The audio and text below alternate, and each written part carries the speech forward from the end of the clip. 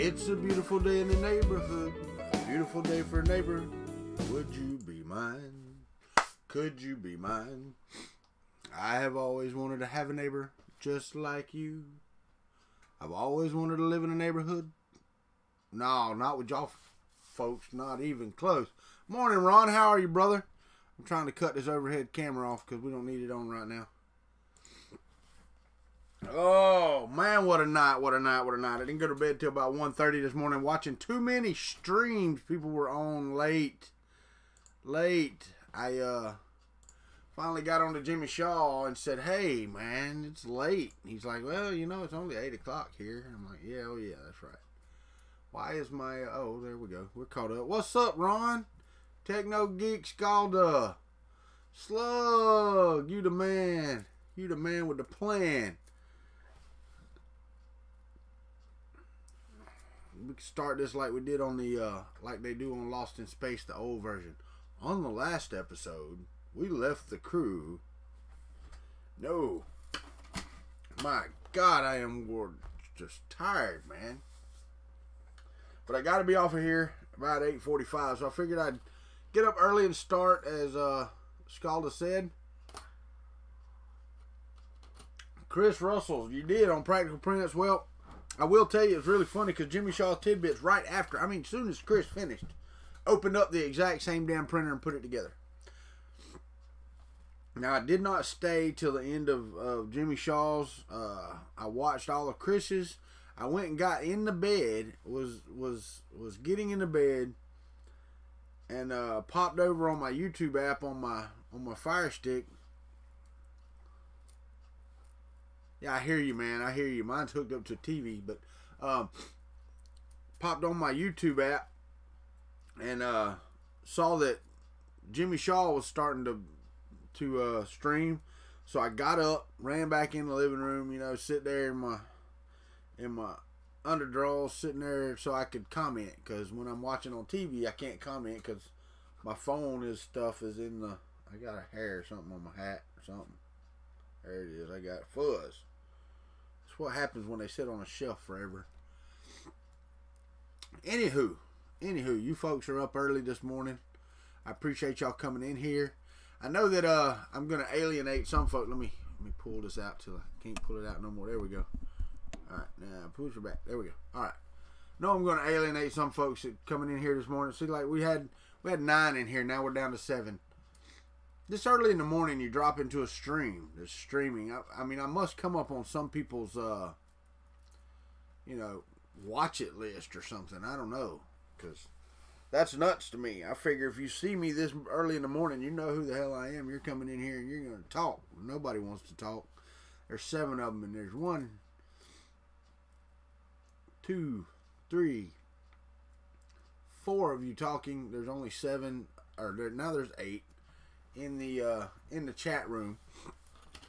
So, and I know some people like to creep around. I do. It's alright.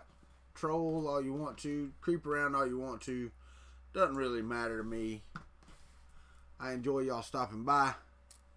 We're gonna look at the Magic Spring today in just a little bit. Not pretty. I'm looking at it. It's not a pretty thing, but it's here. So, yeah, I don't have a living room PC. I guess I could now, but I don't. Tomorrow is edit day for Mail Thing Thursday.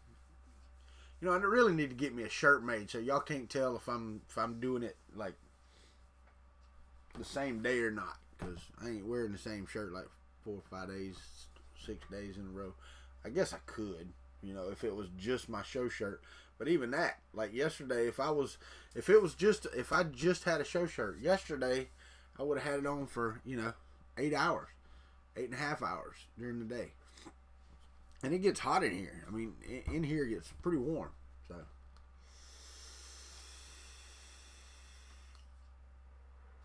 all right, we got 9 watching the stream this morning. Right now, there's 9 watching, and nobody's saying hello. Are y'all not morning people? Do you not get up and go, "Good morning, everybody"? Does that not how y'all are? Oh, run somebody off. Now we got 8.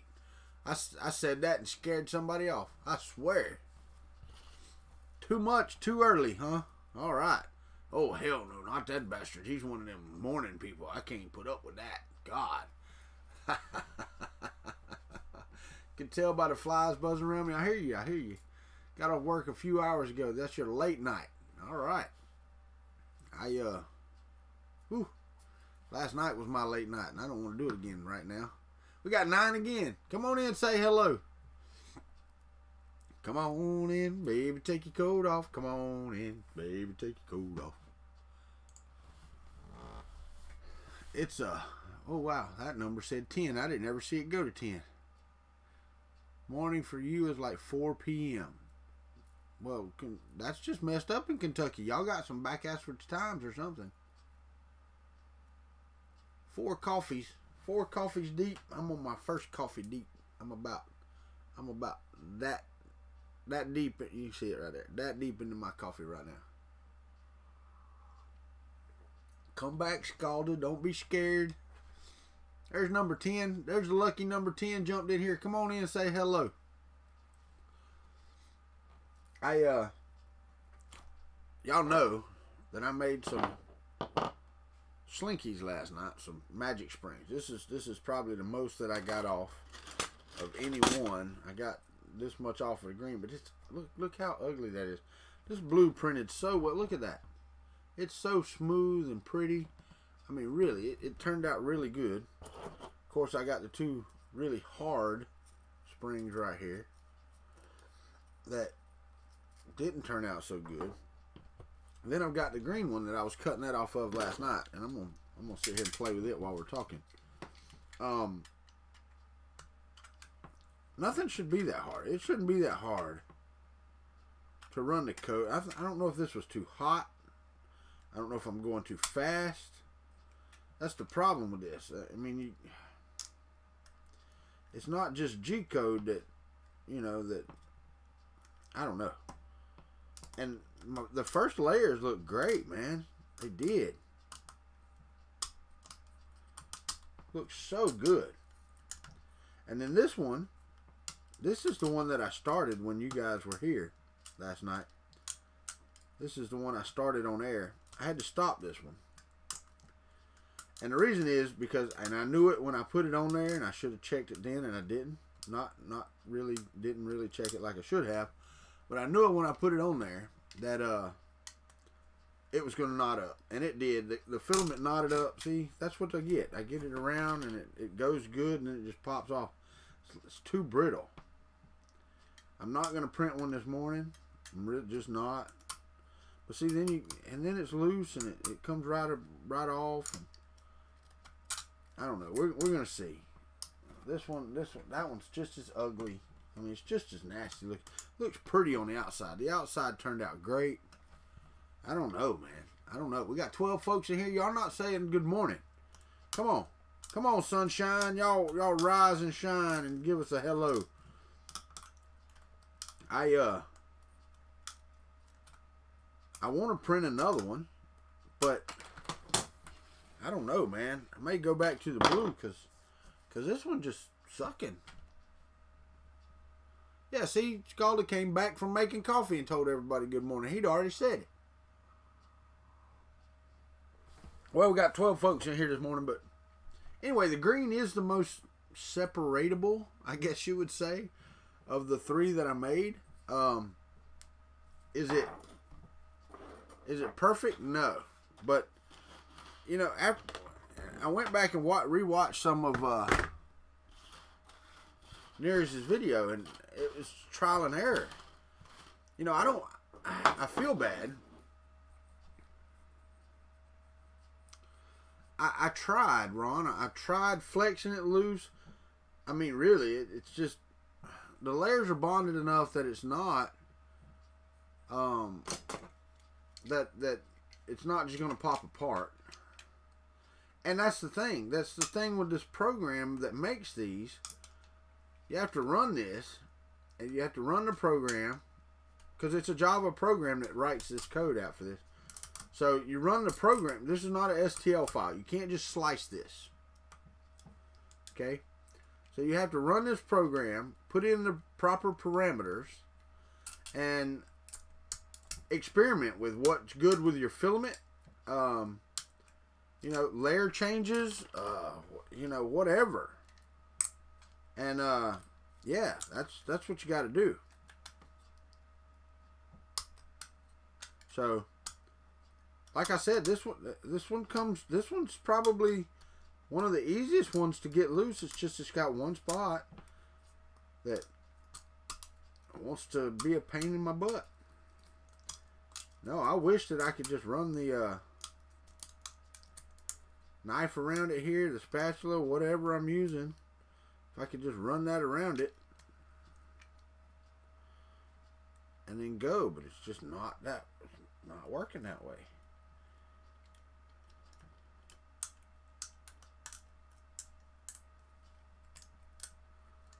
So, I mean, this one,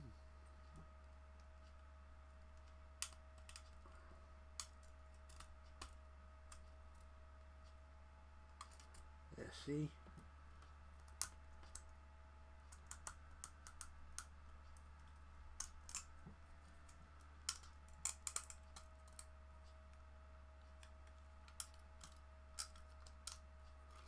Trying to be careful. Really trying to be careful. Good morning, John Mack. Your alarm clock just went off. You're still in the bed. I don't blame you, man. I don't blame you at all. I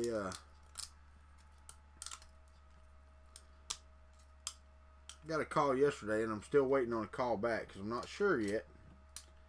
But I may actually have an interview close to... See, right there. There's a thin spot right there. It's going to break off. And there's nothing I can do about it.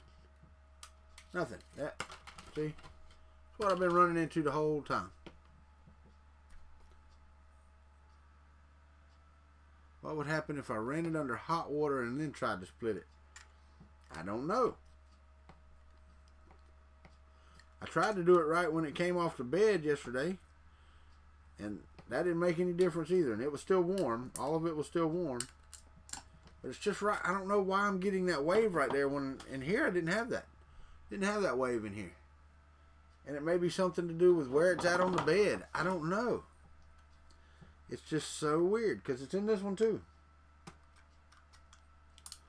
I'm going to reload the blue in a little bit and make another one that's not 150 mils tall and see if I can make it a little better, because this one came out pretty good. This was a 10 millimeter one, and this is pretty much the entire, or 5 millimeter, whatever it was, 10 millimeters.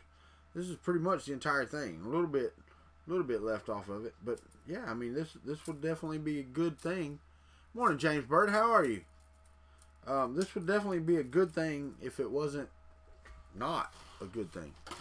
But I did rewatch his video, and I don't feel so bad, because really and truthfully, we did on air what Neresh did in cuts. You know, he got there and he had blah blah blah, so many different slinkies. All that was done off air. I don't have any idea how long it took, how many iterations he went through. You know, it took us took me 5 hours worth of iterations to get one to print. And we're going to pop it off here in just a minute, about 10 minutes. I'm going to take it off the bed, and we're going to try it. And then we're going to move on to something else. I feel like I got smacked in the face with a 2x4. Ha! You're going to have that mark like Tommy Boy did. Ha ha ha ha! Like Chris Farley had on his face in Tommy Boy. Oh, yeah.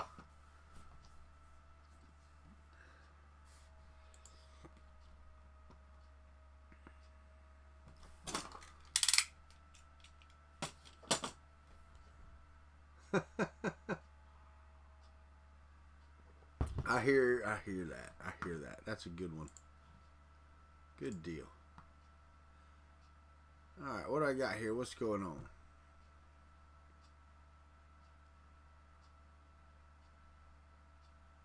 Oh. Mail. Gmail. I didn't even check my mail yet. Dragon Monk's up. All right. is alive this morning. Believe it or not. Not very many of us, but some of us are alive. Some of us are alive.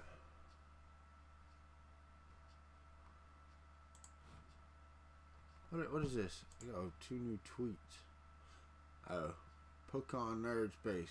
JT's out there commenting on stuff. That was okay. All right. Mars on the Rocks is up. I ain't awake yet. Oh, y'all can tell. That 130's kicking my butt right now. Not gonna lie. So everybody got work today. I've got to be on a call at 9 o'clock Eastern this morning. And I will be on said call. I did get an interview closer to home. Well, I'm waiting on confirmation of said interview closer to home. And it's actually at a place that was really weird because in 1994, I worked for a boiler company in Thomasville. And then they got bought out by Cleaver Brooks. Well, the interview is actually for Cleaver Brooks. So, it's pretty cool. Pretty cool. Dragon Monk Sean. I'm glad Uncle Ron gets to join us this morning. Uncle Ron's a busy man. He works all the time. He don't ever get to join us. You know, that's what I asked earlier. Or I've asked, about, what time should I standardize my streams? The problem is you can't standardize them for folks because Uncle Ron doesn't get off or doesn't go to work or whatever. I mean, he goes to work before my stream normally starts. Or he's busy in the morning getting stuff ready for it to start. So, his day to start. But then again, if I start too late, then my guys across the pond over there, they don't want to hang around forever either, So I have some. So I bounce back and forth a little bit. Well, right now I'm bouncing back and forth a little bit. But you can't please everybody, I don't guess. Whew. Yeah, dragging, not dragoon. Dragging this morning. Oh, my butt's dragging. I got a bunch of crap here. What I got.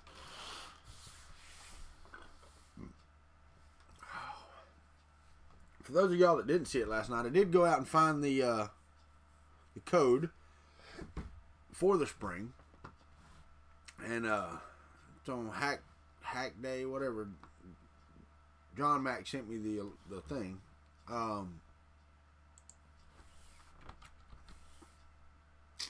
The link. So I did go out there and check it. And talking with Neary's last night, he said he didn't think that they would care. Oh wow, they updated quite a bit.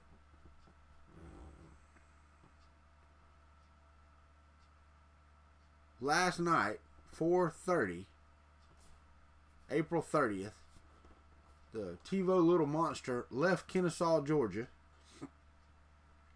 At 5:50 this morning, it arrived in Tallahassee, Florida.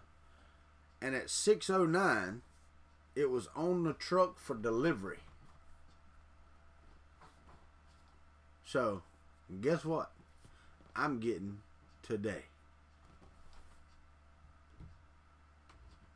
That's right, Ron. You work too much. But, it is what it is, man. You do what you got to do. I enjoy doing what I do. You enjoy doing what you do. And yes, I get a cool new toy. And y'all know it's coming, but guess what? It's going to be on my mail thing Thursday anyway. It probably won't get opened, but... Oh yeah, it's on the truck for delivery. I will have it today. Because if not, I know where our FedEx guy lives, and I'll go see him and say, what the heck are you doing? Yes, I know it's heavy. I don't care. Bring it to my house. But, yeah, that's fantastic.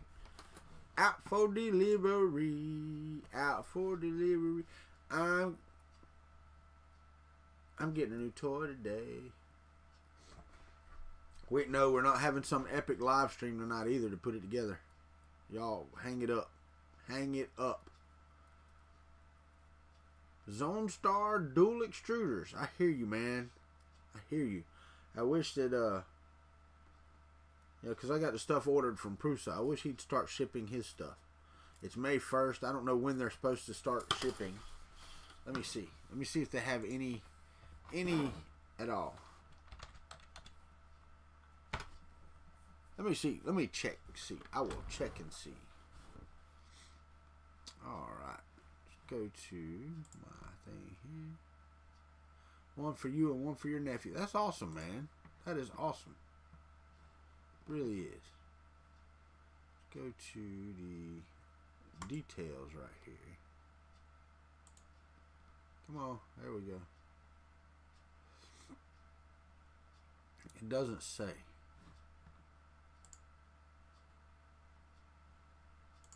Does not say. That's the shipping table for MK3s. That doesn't do me any good. So if we go to 3D printer, printer upgrades, what does it say in here?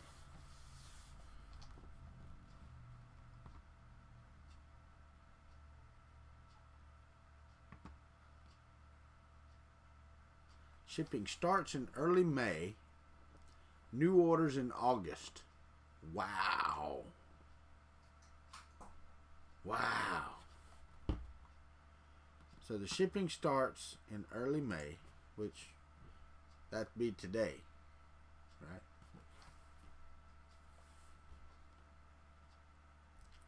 There you go. Make a country bow out of it. There you go. That'll work.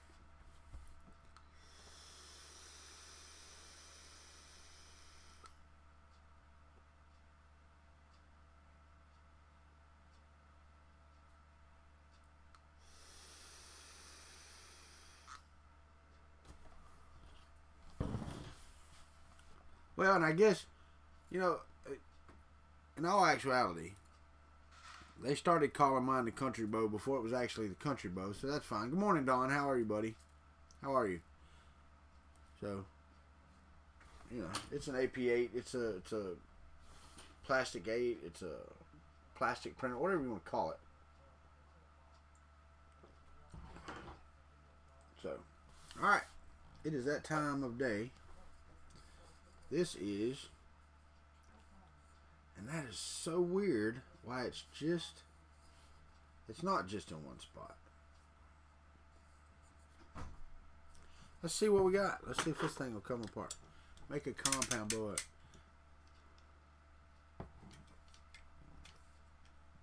Oh, it's good, man. Tired.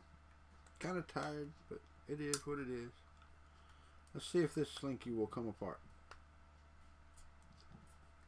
Because I did some speed things and all that stuff with it last night. I got to get under it.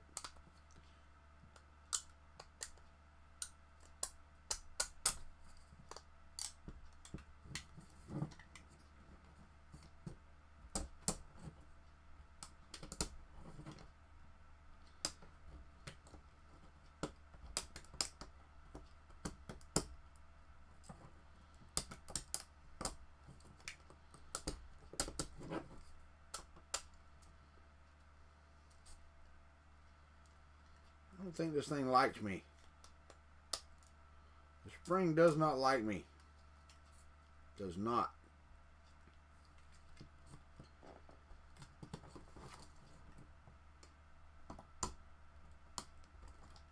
So I don't know if you're supposed to print it fast, slow. How'd yours turn out, John Mac? Did all of yours come loose? Not even cooling to not get waves. Thing is, I didn't have the waves in the blue one. You know, in the same thing. I didn't even have it. So I get what you're saying.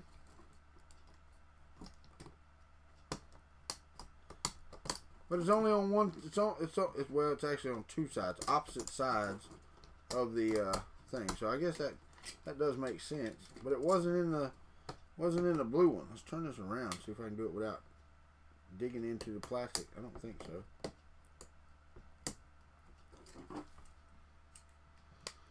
So, I don't know.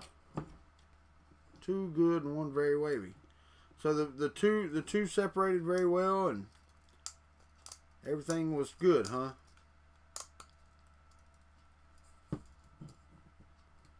Guess that's what I need to do, because my shrouds on my other printers are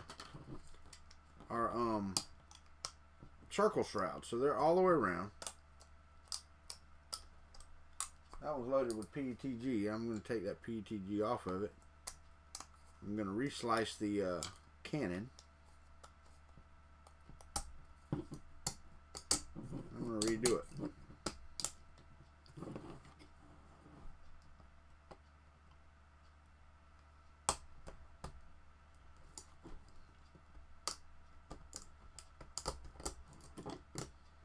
Yeah, I don't see why these wouldn't print better. I mean, you don't get this kind of waviness even on other models with this fan, so there's got to be something with speed and temperature that you can do to mediate some of this waviness.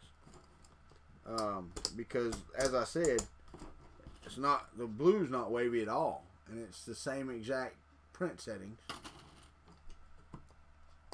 as the green. So it may be that, you know, I need to turn the temperature down for the green. I'm not sure. I can try that. Let the first layer go and see how it is. But I don't want to print another one at 100 millimeters. I want to get it right. Print it at 20 millimeters and get the settings right. Once I get the settings right, then run it. But we tried that yesterday for 5 hours and didn't get the greatest results. Still getting one spot that's just sticking way worse than the rest of it. And I'm afraid to pop up too much, because you pop up and guess what? It decides that it's like nozzle rocking back and forth, man. There's a hump in it right there that stops my blade from going.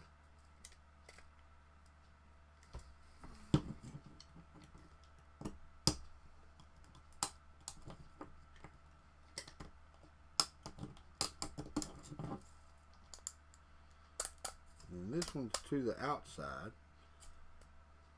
It's weird. So weird.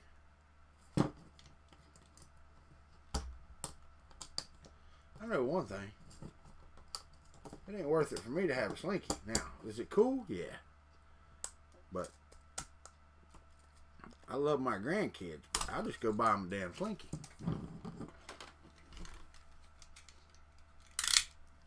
Got a new one printed for the country bow, and we'll try again. But yeah, there's no. I mean, you can't just break it apart. Can't do any of that. So, I may play with it later. Hit it with a heat gun or something and see if it'll come apart. It's crap.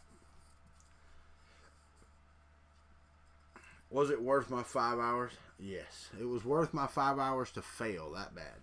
It really was. No doubt. No joke. And do I enjoy failure? No. I hate it, and I would stay another 8 hours and get it right. But we're not going to do that. That's just not what we're going to do. Not what we're going to do. But since we're on here, I do want to print something pretty in this green. My Mini Factory? No, I don't think so. Is there a Springo on My Mini Factory? Let's see. We go out to My Mini Factory. Let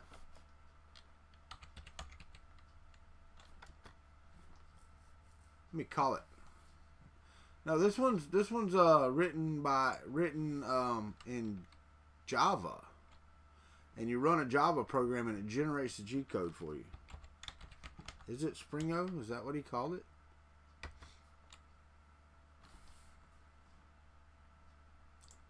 Search.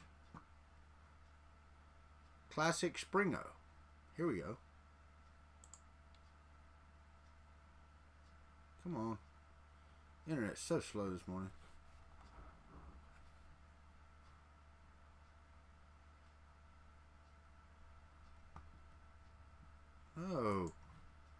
Stop. Can't stand that. Be pushy with your damn thing. What is this?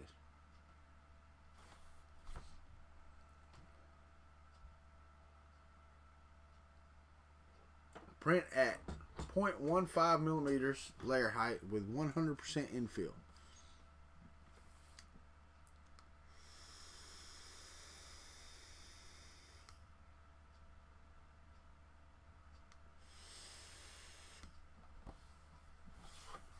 Alright, so let's see. We're going to download the Springo and see if that turns out any better. It's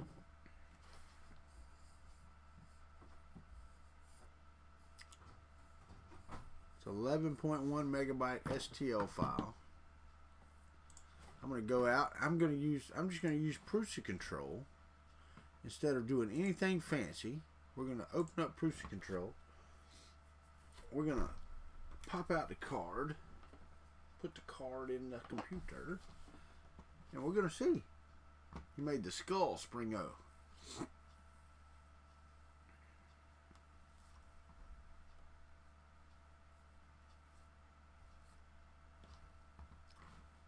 Alright, cool. Uh-oh, what are you doing over there? Get over here. There we go. Alright, so let's import media file. Oh yeah, download. And what am I looking for? Springo. Where the hell did it go?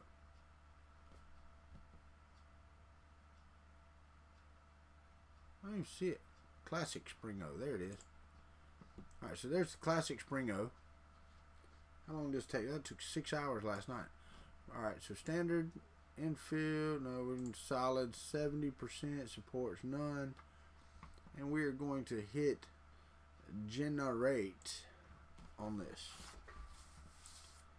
It's generating. So the Spring Java code worked okay. I think I could go 1.5 millimeters on the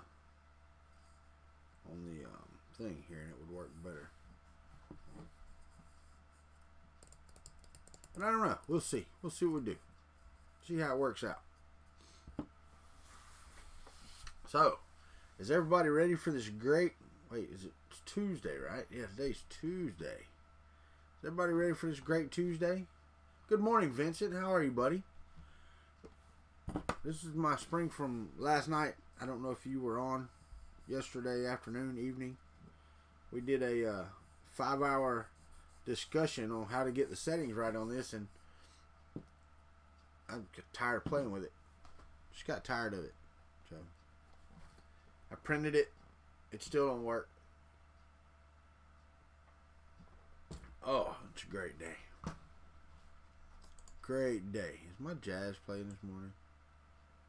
No, let's turn that on. Let's turn on the jazz in the background. There we go. Yeah, it's speed and temperature and all this stuff. The problem is there's no quick way to test it. Good morning, Mike Whaley. So I am going to go to Springs. I'm going to save it in there. It's writing it out. And if it's a 6-hour print, guess what? It's just going to be 6 hours, and we're not going to be here when it gets done. The lower the temp, the better with Springo. I get you, but you know, if you're going to make a model that's meant to come apart, then you should have that in your description. This one tells you that, you know, you have to play with it. I get it. I understand. It's a Java program that writes out G code. I get it. Shouldn't be that damn difficult. Like that. The waviness, I don't know. I have to do it with each one. Alright, so we go back. We're going to exit here. Discard all the savings. Eject the card.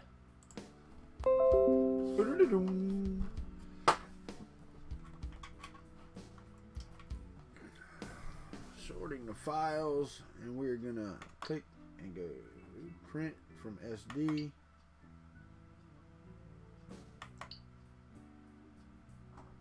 Classic Springo. Let her heat up. Let her run. Let's see what we get. I know, right? Techno Geek, that's what I thought too, man. It looks like you know, here, watch. I'm done. I made a good pipe. If you could glue these together, man, they would make one hell of a solid pipe too, man. Solid pipe. Very, very solid. Put that together like so. Bring it around. There we go. Just make a hell of a pipe. And it damn sure stout, man.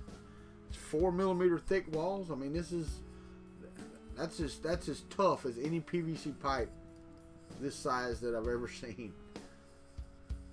I mean, you couldn't use this process. You would actually have to make sure that they are, you know, manifold. But yeah, it'd make one hell of a pipe, that's for sure. I know, right? I need to mute this because that's a pain in my butt when it does that. Maybe, I mean, they're millimeter thick, maybe on the green, but the blue that separated on the millimeter, it was perfect. Oh, and there was a little waviness on there, but it leveled out the further down in you got. So maybe, let me see. No, and this one has the wave all the way down. You can see it all the way down the print. Yeah, all the way down. This one, if you look, there's two levels right here, and then the rest of it. See, these two have a little wave in them, but the rest of these are smooth. The printer is alive. Let me. Yeah, y'all can hear that, can't you? Pop on the overhead here. So it's alive. It's alive and well. I don't know, John Mac. I don't know. And I may play with it and see what I can do.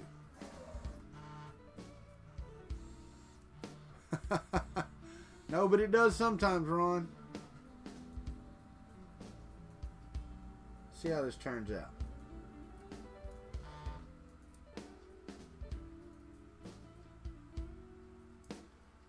Got a good clean stripe.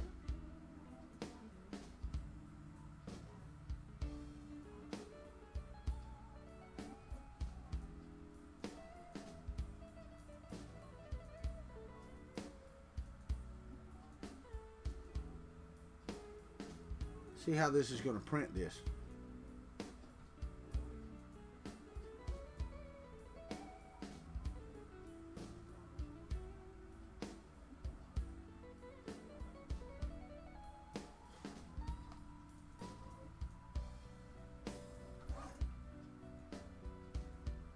So it's making a solid layer first. How's the Springo going to work? Let's find out how this is going to work.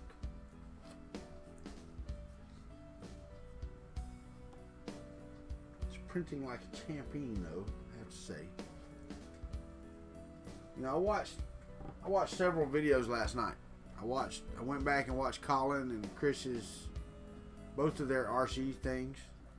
I did watch Tom Sandlater's comparison of, you know, seeing which printers were good and which weren't. And it's really cool when he's genuinely surprised about something. And I think he was genuinely surprised about the one printer. He put gaps in it so it can break apart. We will find out, but this is going to take forever to print. I don't know how tall it was, but this will take absolutely forever to print. So what I may do is let it get a few layers, you know, deep in here till about 7:30-ish or so, maybe 8 o'clock, and then take it off, stop it, and take it off of here and see how it looks, see how it works. Because if it works better than this one, then it works better than this one. But I believe there's a baby Springo. There is a baby Springo. I'm sure there is. This one's pretty large. Oh, I see what he did there. I see. I see what he did there. Okay, I got you.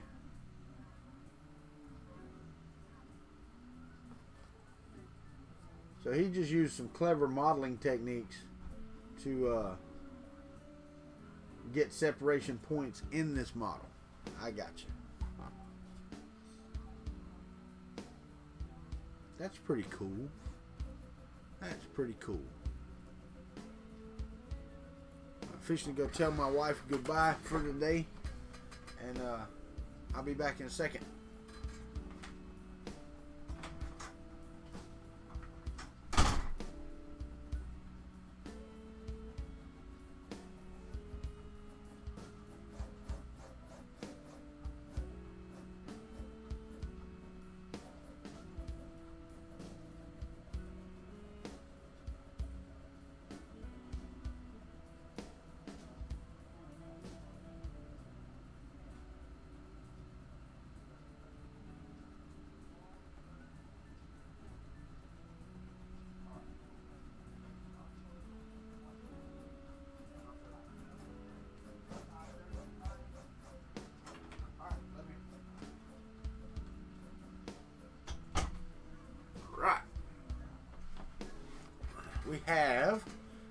Tonight we have the spring band concert my daughter's in. Mike Whaley said bye, baby.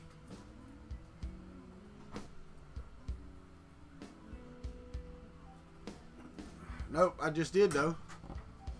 Oh, she's waving. They couldn't even see your face.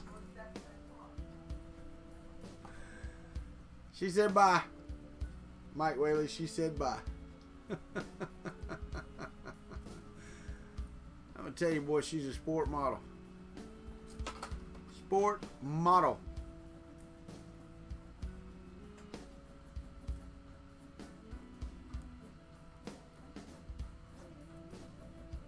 I really need to try one of these on one of my other printers. I would like to try that spring on this printer over here. It's got PTG on it though. I need to figure out some way to plug in one of these other printers and use it to print one of the springs and see if it'll work better. Because these both have, oh no, neither one of those, they both have the MK2 nozzles on. You're thinking, I forgot that I took all the A8 parts are gone. Y'all are not very talkative this morning. Y'all still asleep? I gotta make some more coffee.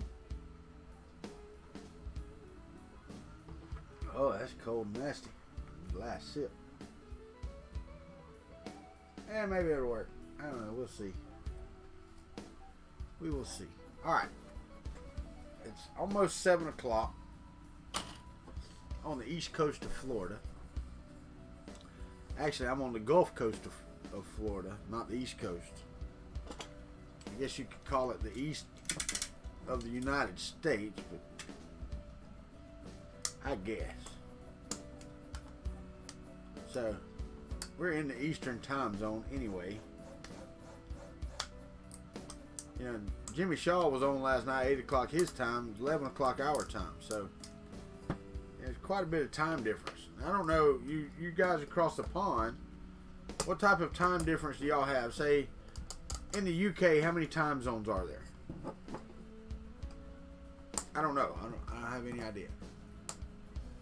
Morning, Rover. How are you? How many time zones are there in the UK? Don, how many time zones are there in Germany? Only one, Germany. Just one in the UK. Yeah. See? Believe it or not, there's 4 in the United States. Most people don't realize it, but up at the very tip top up there above Maine, there's a little sliver of the Atlantic time zone, I believe. Or maybe more than just a sliver, but we do have the Atlantic time zone, and then it goes to Eastern. And then Mountain and Pacific. So, and Hong Kong don't have daylight savings time. Yeah, I don't care about daylight savings time. Florida doesn't have it anymore either. We just voted it out. So we won't be using it, I don't believe, anymore either. If it gets ratified or whatever the heck has to happen for it to do its thing. So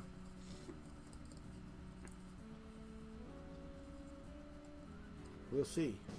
Oh, that's right. You have 4 main. What is Hawaii? Hawaii, what is that? Pacific? That's not Pacific. What is that? What time zone is Hawaii in? What do they call it? I don't know. It's too expensive. Oh, there's an Alaskan time zone? Wow. Well, I could have swore we had the Atlantic one. I could have swore a piece of us got the Atlantic.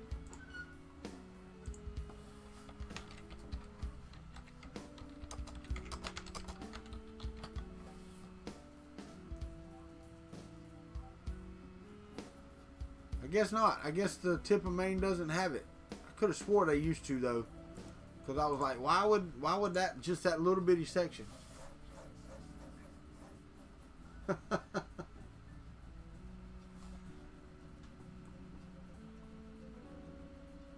Nope. They changed it. It goes right around the United States. Nova Scotia's in the Atlantic time zone. And it used to get a sliver of Maine, but it doesn't anymore. Okay. So, yep. Eastern, Central, Mountain, Pacific, Alaska, and Hawaii. We have 6 friggin' time zones. Oh, middle of the ocean time zone. Way the F out there time zone. But yeah, I know I had that one figured out. But yeah, if you look at the Eastern time zone and you look at where it straightens out right there, it actually used to go straight across Nova Scotia and Maine, and the little bitty sliver tip of Maine, that one little bitty township or whatever it was in the Atlantic. It's no more. But the time zones are jacked up anyway. I mean, you look out here to the left and look at the way they did the Hawaiian, the Alaskan time zone. All of Alaska's in one time zone. What? The Hawaii time zone line goes whoop and goes around Alaska. Like, come on, really? I mean, yeah. The longitudinal lines do not run in that fashion. That's ridiculous. How many towns are in 2 states? Heck, I don't know, man. Probably quite a few. And I'm saying probably quite a lot. There are some buildings that are in like 2 or 3 states. I mean, really. I don't remember. I know there's buildings in at least 2 states.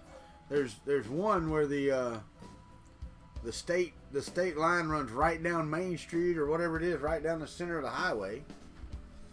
It's just that's a lot.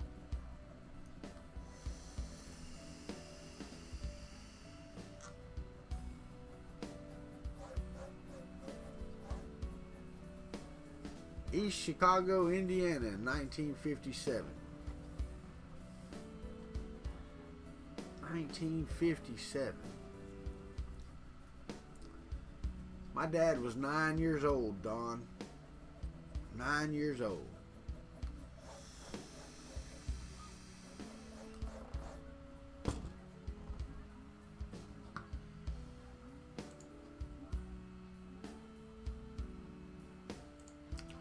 Wow, man.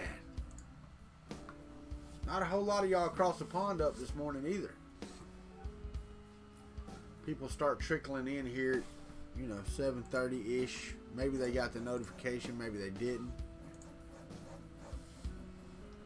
As I was in the wind. I guess, man. I guess. I wasn't even swimming yet. Oh, Lord.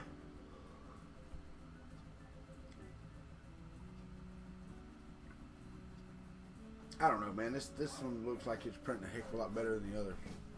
River divides. Hell, I don't know, River. Kansas City, Missouri. Kansas is not the only city in 2 states.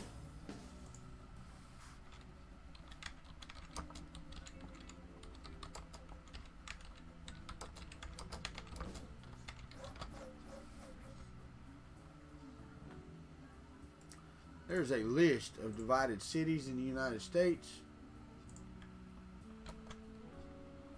Morning, Noah and Joshua.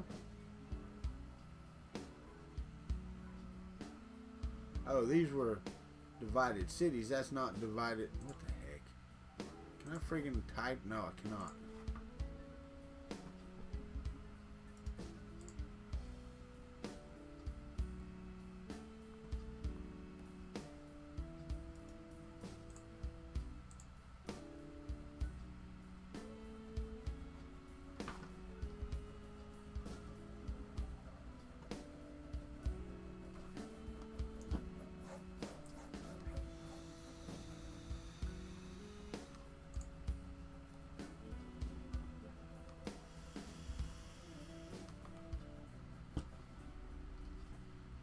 Yeah, Kansas City just happens to be the largest one.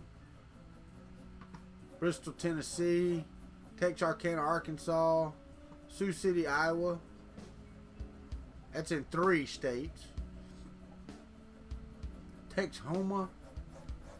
That's just to name a few. So, yeah, there's quite a few. Quite a few. Quite a few. Yeah, you was.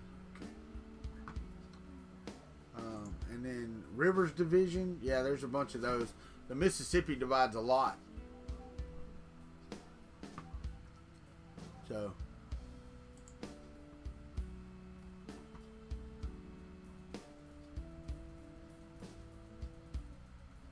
I'm not worried about that.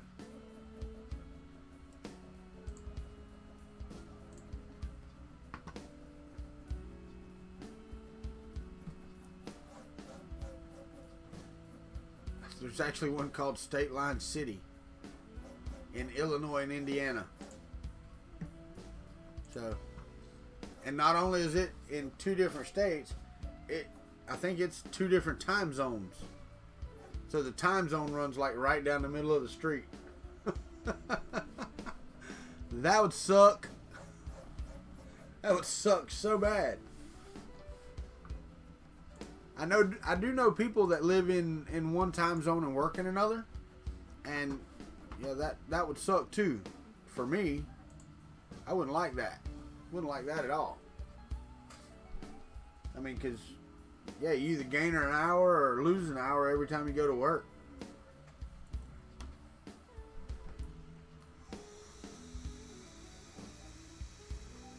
True.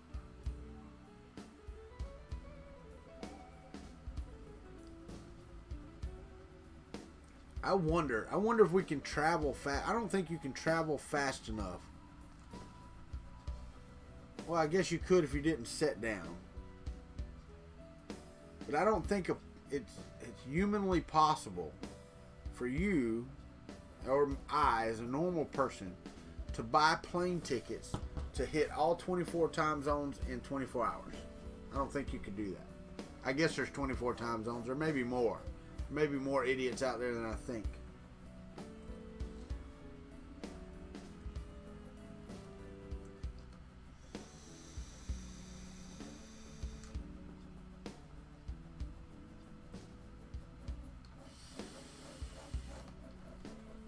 I hear you, Ron. I have to wear 2 watches. We are printing crap this morning on morning coffee, and I'm just dragging this morning, and y'all ain't up too much either this morning. Swear this morning's stream's gonna be boring. We may just make this a short one.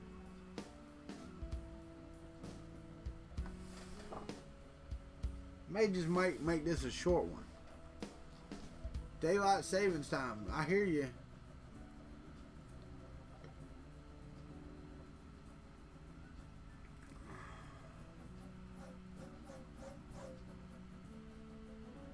Well, yes and no, John Mack. I mean, I understand the time zones. I get it. I wouldn't mind that.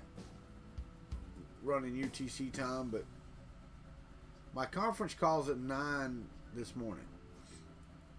So I've got 2 hours or hour and 45 minutes or whatever.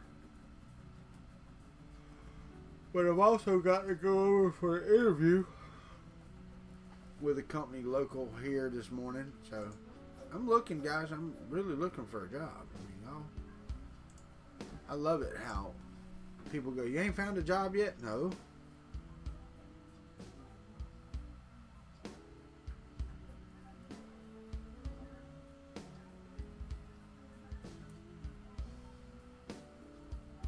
International Dateline creates 3 more. Wow, that's pretty cool.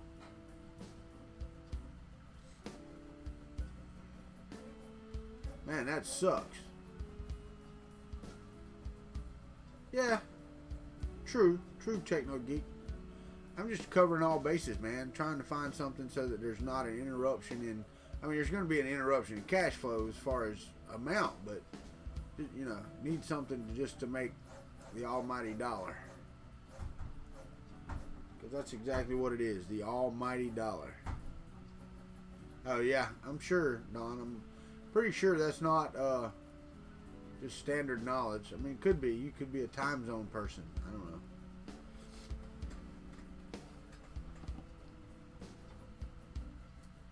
I don't know what that's called. What's the study of time called? What do you call a person who studies time? I don't know. I gotta shave, man. Looking like shit.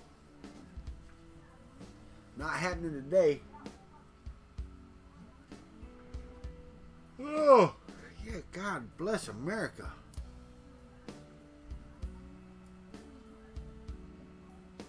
Oh. A historian, a time traveler. Historians. A timeologist. That's what I was looking for, Scalda. The timeologist. A nerd. Nerd, nerd, nerd, nerd, nerd.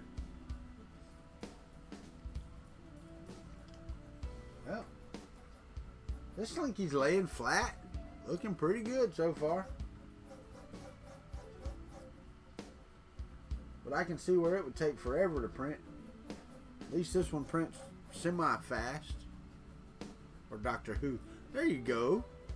Nice. Nice Doctor Who reference there. Good deal. Oh, I can't wait until Friday. I don't even know. I don't think we have anything this weekend. Do we not have anything this weekend? Please say we don't have anything this weekend. I don't know if we got anything this weekend. It'd be nice not to have anything this weekend. Then we can stream me putting the TiVo little monster together. 0.5 kilogram roll arrived. Can't wait until Friday. James is in the house. Good morning, James. How are you, sir? How's that leg and foot and ankle? Going on a rugby tour. Your profile picture looks like a rugby tour, young man.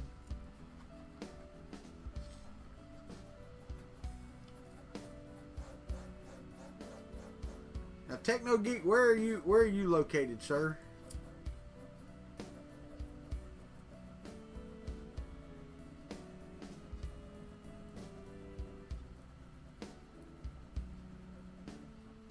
Haven't tried to stand up yet.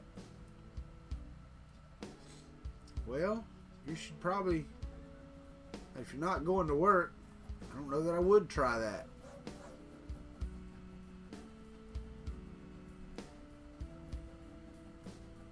Okay, near Manchester. It's called, I understand he's in the UK. The UK is a pretty decent sized place, though. I mean, that's like saying, I live in the United States. Where? Picking up a new car. I need to go over there and live with y'all folks. Y'all got... I got something in the mail the other day that surprised me. It's going to be on Mail Thing Thursday. And I was surprised. But I thought it was somebody that gave it to me. It wasn't somebody that gave it to me. And I looked up the address on the thing. It was a nice house, dude. I wish I lived in something like that. No, I don't. I actually like what I live. I wish the ceilings were taller and this room was bigger. Yeah, there you go. Do you normally ride the bus, James? Is that the way that goes? Because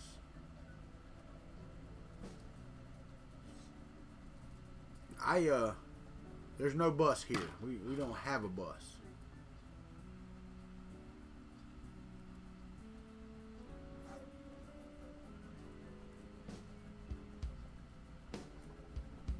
Morning, Roy Holly. How are you?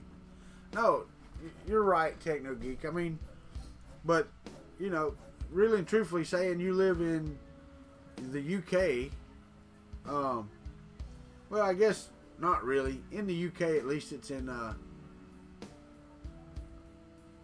12 to 15 minute walk away from your office. What kind of friggin' parking do y'all have? That is one thing I love about the US. Well, and I guess I don't work in cities like that, but like here, the like the state office buildings and stuff like that, they all have parking beside the building. No more than 2 or 3 minutes walk from the building, and some of them have thousands of people. So they put parking all around the building.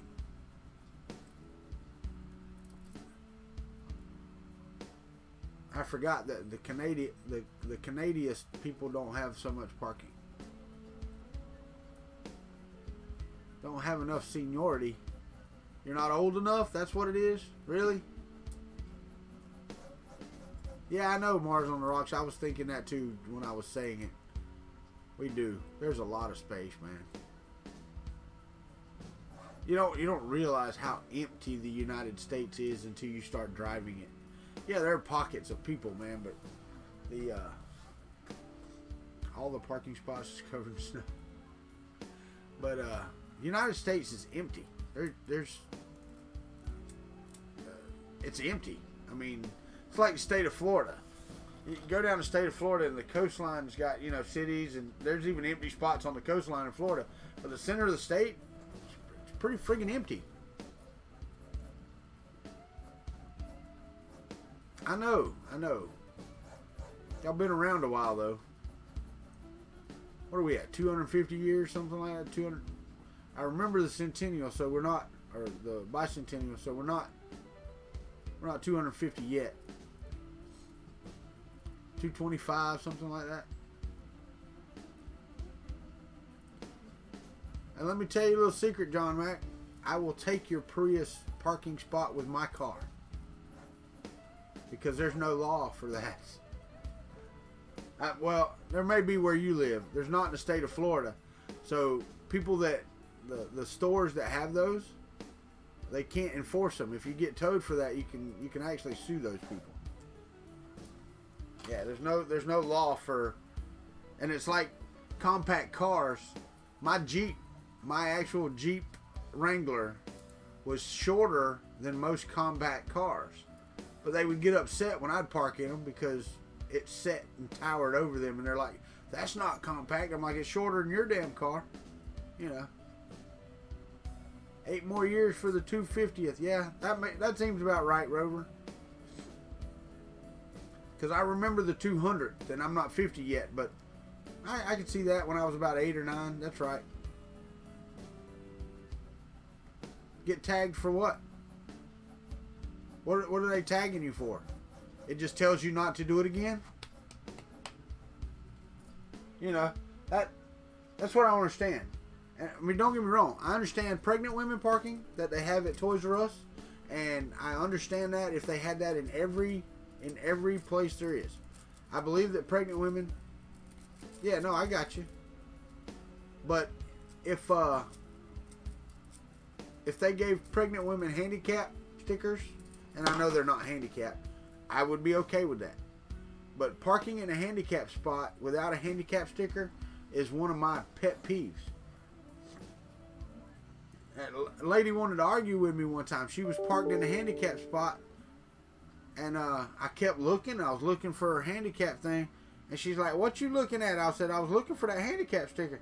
She said, "You need to mind your own business." I said, "Then you need to park in the right spot." So, yeah, I open my mouth. I don't hold my tongue. In this politically correct world, I will call you out. It's like kids or even grown-up teenagers. in Walmart riding the bicycles down the aisles. I will call you out. I will embarrass you in Walmart. I don't care. I just don't care. One of these days I may call out the wrong person and it may end me, but guess what? I don't care. Especially if it ends me, I really won't care at all. So, world needs more of that.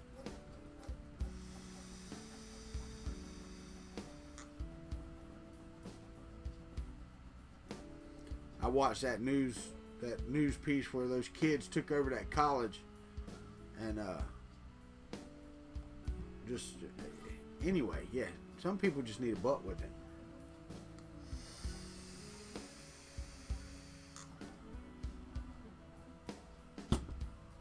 Some people just need a butt whipping. Speaking of which, I've been on here for an hour.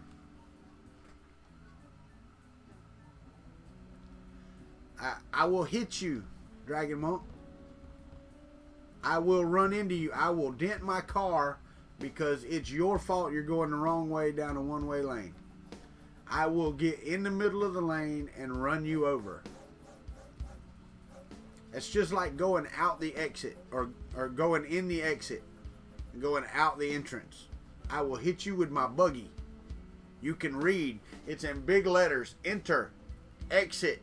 You know what those two words mean. Use the right one. I will hit you with my buggy.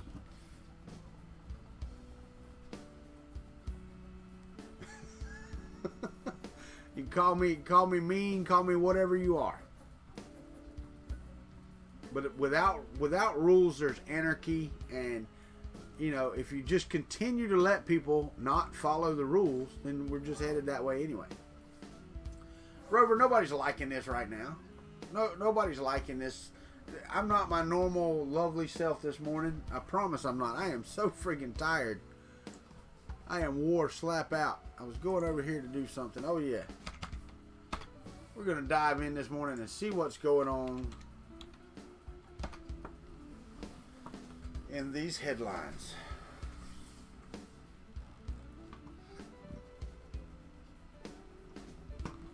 All right. I think we started with the right last time, so we're going to start with the left this time.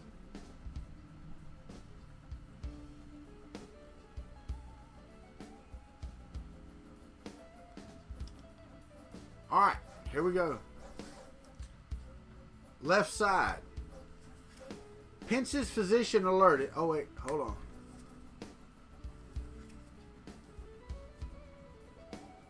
Right? I hear you. I hear you, Dragon Monk. Pence's physician alerted the White House about Ronnie Jackson.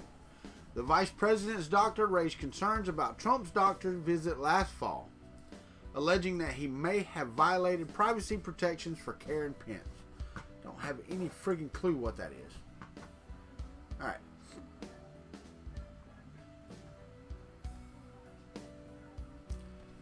Let's go to the right. To the right, to the right. Bob's burning question. New York Times publishes leaked list of queries Mueller hopes to put to Trump in Russia probe.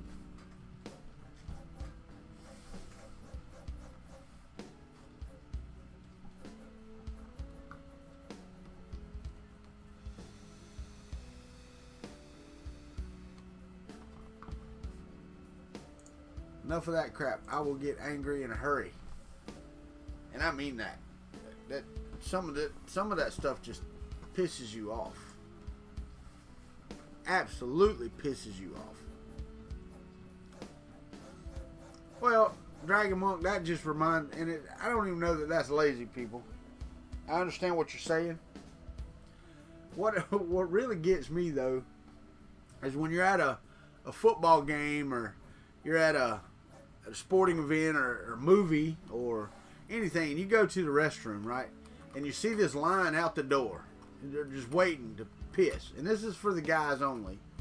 They're waiting to piss. And they're just standing there.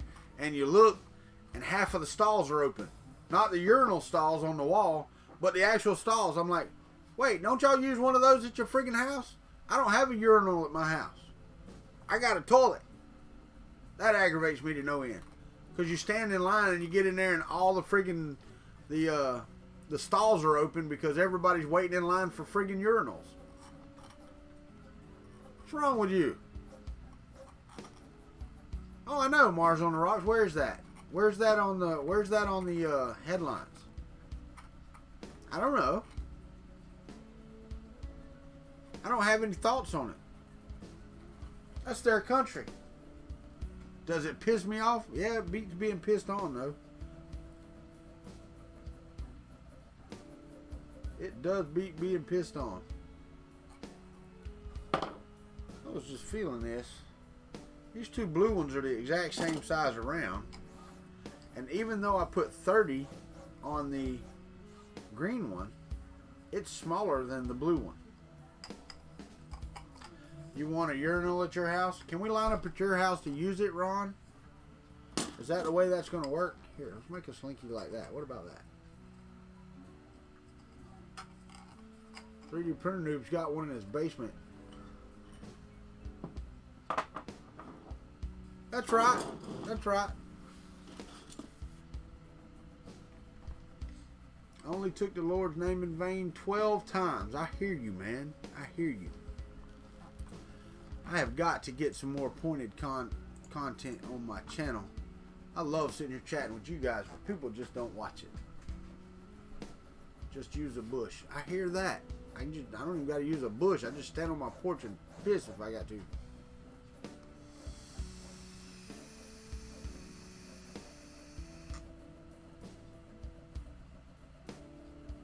And it's fog effect.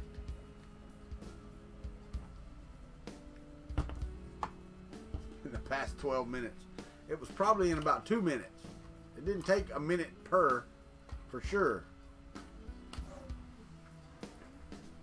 I'm glad you guys are up hanging out with me because it looks like everybody else is still in bed. No, I get that. I get that. I do. I get it. I don't mind running the morning show. I don't mind you folks being on the morning show. I wish other people knew how to use Discord server, James. Then I could have more company on my show. Hint, hint.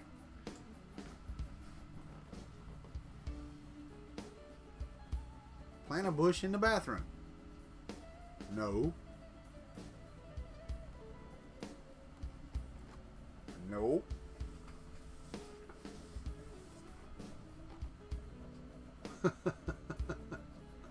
You use Discord on a daily basis. Scalda, do you really? Let's see then. Discord Izzy, hold on. Let me go over here. Let me click on this.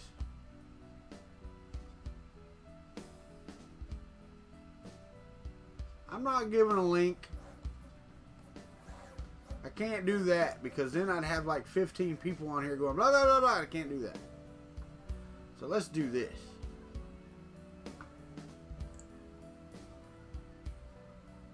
Let's go.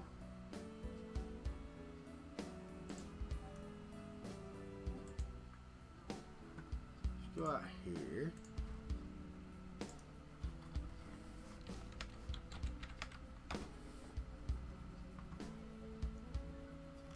What's up, Apocalypse Survivor? Michael Castle, welcome to the morning show.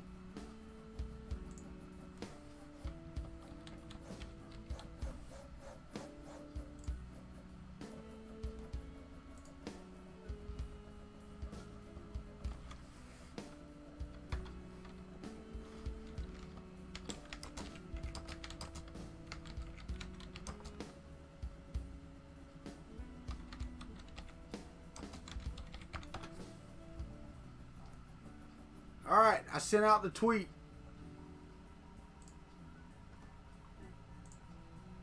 I sent it out. So, you know, if you're on your Twitter, check it. Because I sent you a private message.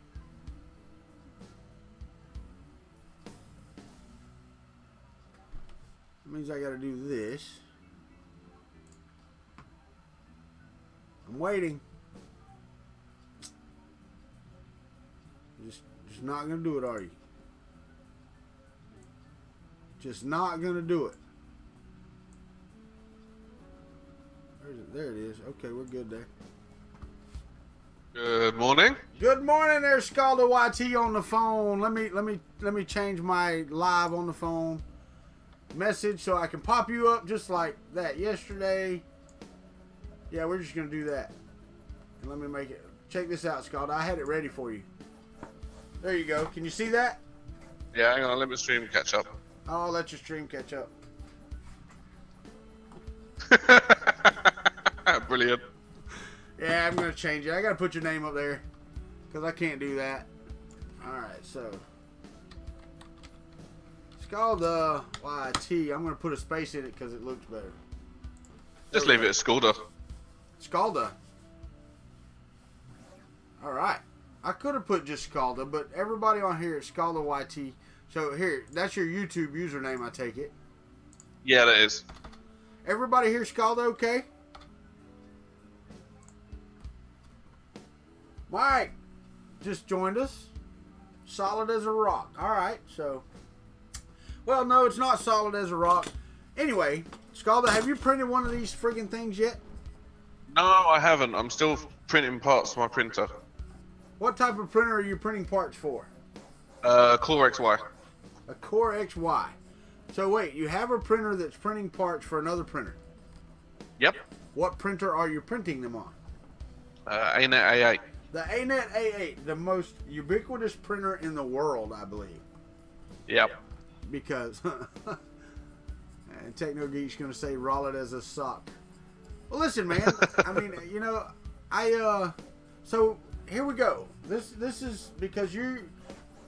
How many videos do you have on YouTube, Scalda? Any? I have quite a few Minecraft ones, but only a couple 3D printing ones. Okay. So what got you into this 3D printing thing? I've wanted one since they first came available for the consumer market about 6 years ago. Yeah. But never actually been able to afford one until a couple of months ago. Well, you know, see that I think that seems to be a theme, Scalda, with a lot of folks, is that, you know, they watch it from afar and they're like, well, you know, kind of like me, you know, I saw them get down to around $1,000, $1,200, and I'm like, I'm still not dropping $1,200 on a printer. I don't have exactly. I don't have that kind of money. But when the ANET got down to around 160, everybody's like, huh, I can do away with a couple of beers for a month, you know, and pay $160 for a printer. So yeah, you know, so go ahead. I was quite lucky. I came into some a bunch of Amazon vouchers, so that was a bit better for me. Oh wow, that's cool too. Than it was to drop the cash. So yeah, it was something I wanted for a long time, and I was like, got the vouchers. That's what I'm using it on. Yeah, cool, man. Good morning, Martin. Appreciate you being here, buddy. Oh, he's a little bit loud, Mike Whaley. Well, we can turn him down a bit. I mean, you know, I don't want to turn him down much. I want you to be able to hear. So you got into it because it got cheap enough, and you had some Amazon vouchers where you could afford it. Yeah. That's cool, though. I mean, so what is your main interest in? What are you printing? What is it that you want to do with your 3D printer? To basically replicate itself. I like the idea of building a printer from scratch, printing the parts and then building it. Okay, so you know, the printed printer I have back here would be something that would be right up your alley then. Yeah, I'm planning to do a TiVo Little Monster with printed extrusions. Sweet, man. Sweet. A TiVo Little Monster. Well, pretty soon you're going to have an idiot's guide to building it, or at least you're going to have an idiot building it soon, because yeah, I look forward to seeing it. I've seen a couple of reviews and videos on it. It'd be nice to see someone actually mess around with one properly, more than just a video. Well, let me pop on here and talk to Martin for a second. Hey, Martin, it actually, you know, some of it turned out, but look at the waviness in the print, man. It was kind of crappy. So, it did print. I do have a print. Okay. So, and I'm trying a different spring now, Martin. So we're going to try that out while we're sitting here. But back on the phone with Scalda. Question about. I mean, I don't know how much room you have in your home for 3D printing. Do you have a room set aside? You know, is it that type of thing? No, I have a 7 by 3 foot desk, and that is my space from floor to ceiling. So I'm not alone in the. Let's make it as tight as possible. No, my desk and office setup is in mine and wife's bedroom. So. Wow. So you have prints running in your bedroom. Yes. And your wife is okay with this? Yeah, she'll sleep through anything, so it don't matter. Well, yeah, that's mine too. Mine as well. And it's really funny because, you know, when you have babies or have kids or whatever, I don't know if you have any, but when you have kids and stuff, they can hear the kid go, eh. You know. Oh, mine didn't. My wife didn't even hear that. Really? It was me that got up every night. Yep. Oh God, no! Mine could hear that at the other end of the house. No, I was the one that had to get up and wake her up. All right then. Okay. So that's pretty cool, man. Well, I mean, I didn't have a lot of questions. I just, you know, random pick of the draw. You're here. We can put you on the air, and Techno Geek's already lobbying for tomorrow. No, thanks for having me. Right. Oh, there you go. Roy Holly's got it right. It's not that she didn't hear the baby. She just let you get up and take care of it. Oh no! No, as soon as I got up and I handed it over. Oh yeah. So you'd get up. Yeah. You'd get up, grab the baby, then wake her up and say, "All right, it's your damn turn. Now get up." Yep. I understand that. You know, there's nothing wrong with that. This is so brittle. If this wasn't so brittle, it would be okay. And I don't know how this one's going to work either. But I've got 4 printers right now. Okay? I've got one, which I'm printing on the Prusa, which I love. But my first printer also was the A8. And if you watch my video about the greatest printer I've ever owned, you'll know why I say that. And I've probably told y'all on the stream a couple of times. I learned so much from the ANET A8 in how to get things stable, how to troubleshoot what is going on, you know, when you have under extrusion, or, you know, the weebles and the wobbles that you get in print. And I don't know if yours is that way. Have you printed all the all right, Rover, take a nap. Have you printed all the stability parts and stuff for your ANET? Does it print, you know? Nope. The only part I printed was the Y tensioner and a X tensioner. That is it. Really? Yep. Well, I will tell you, man. I printed a couple of stabilization parts, and I'll have to find the STLs for them on Thingiverse and list those out. But they made all the difference in the world, and it was basically a top tensioner. Well, it was 3 tensioners, or 3 stiffeners. The top one that goes across the top, the front, bottom, and the back one. And John Mack made a good point. The fan duct is one of the biggest things you can print. Yeah, I did do a fan duct. That was actually my first print, and it came out that was actually extremely well. That was my first print as well. So, so I think that's a lot of people's first print. But once you get that printed, and you get the sets of stiffeners to stiffen that printer from side to side and forward and backwards, that thing will print like a rock star. You know, oh, so yeah. I have no complaint. Everybody complains about it. You know, and I watched Tom Sandlater's video. I don't know if you've watched it or not, where he talks about how to make them safe, and then last night. Go ahead. I only flashed my board with Marlin last week. Okay. Well, and did you have any issues with that? Nope, didn't have no issues flashing it whatsoever. Well, and there's probably plenty of YouTube videos to tell you how to do that, right? I didn't actually watch the video. I used there was a quick text document on one of the Facebook ANET groups, and I used that. Do you have do you have the auto bed leveling on yours? You got a sensor? No, it's all by hand. Really? So you Yeah. don't have any auto bed leveling on there at all? Not at the moment, no. My Core XYs will do. Wow. You need to respond to the private message that I sent you on Twitter. You need to respond to that and send me your address. I can do. I can even send you a message in Discord now that I've. Well, no, don't use Discord because it's only on one computer and I don't know how to get to it from other computers and don't care to. So, just if you will, just use the private messaging in Twitter and just respond to that one I gave you. Yeah, I will do. Well, and Revamp just said, love the ANET A8. It gets a bad rap, but with the right firmware and some wire upgrades with MOSFETs, it's great. And the thing is, he's right. I ran MOSFETs on mine. I don't know if you run MOSFETs on yours. I've got one on my heat bed. That is it. Yeah, that's really the only one you gotta have. Yeah, I know, John Mack. I don't want that. I have enough to keep up with. I don't want to have to keep up with Discord. I put Discord on this computer for one thing, and we're doing it right now. So, but yeah, that's pretty cool, man. I'm always interested in figuring out and finding out why people get into 3D printing, because I just got into it for the cool factor. Tanner 3D, Ricky Tanner, he's actually into 3D printing because he wants to hold the stuff that he's modeling, which I think is a much more valiant reason.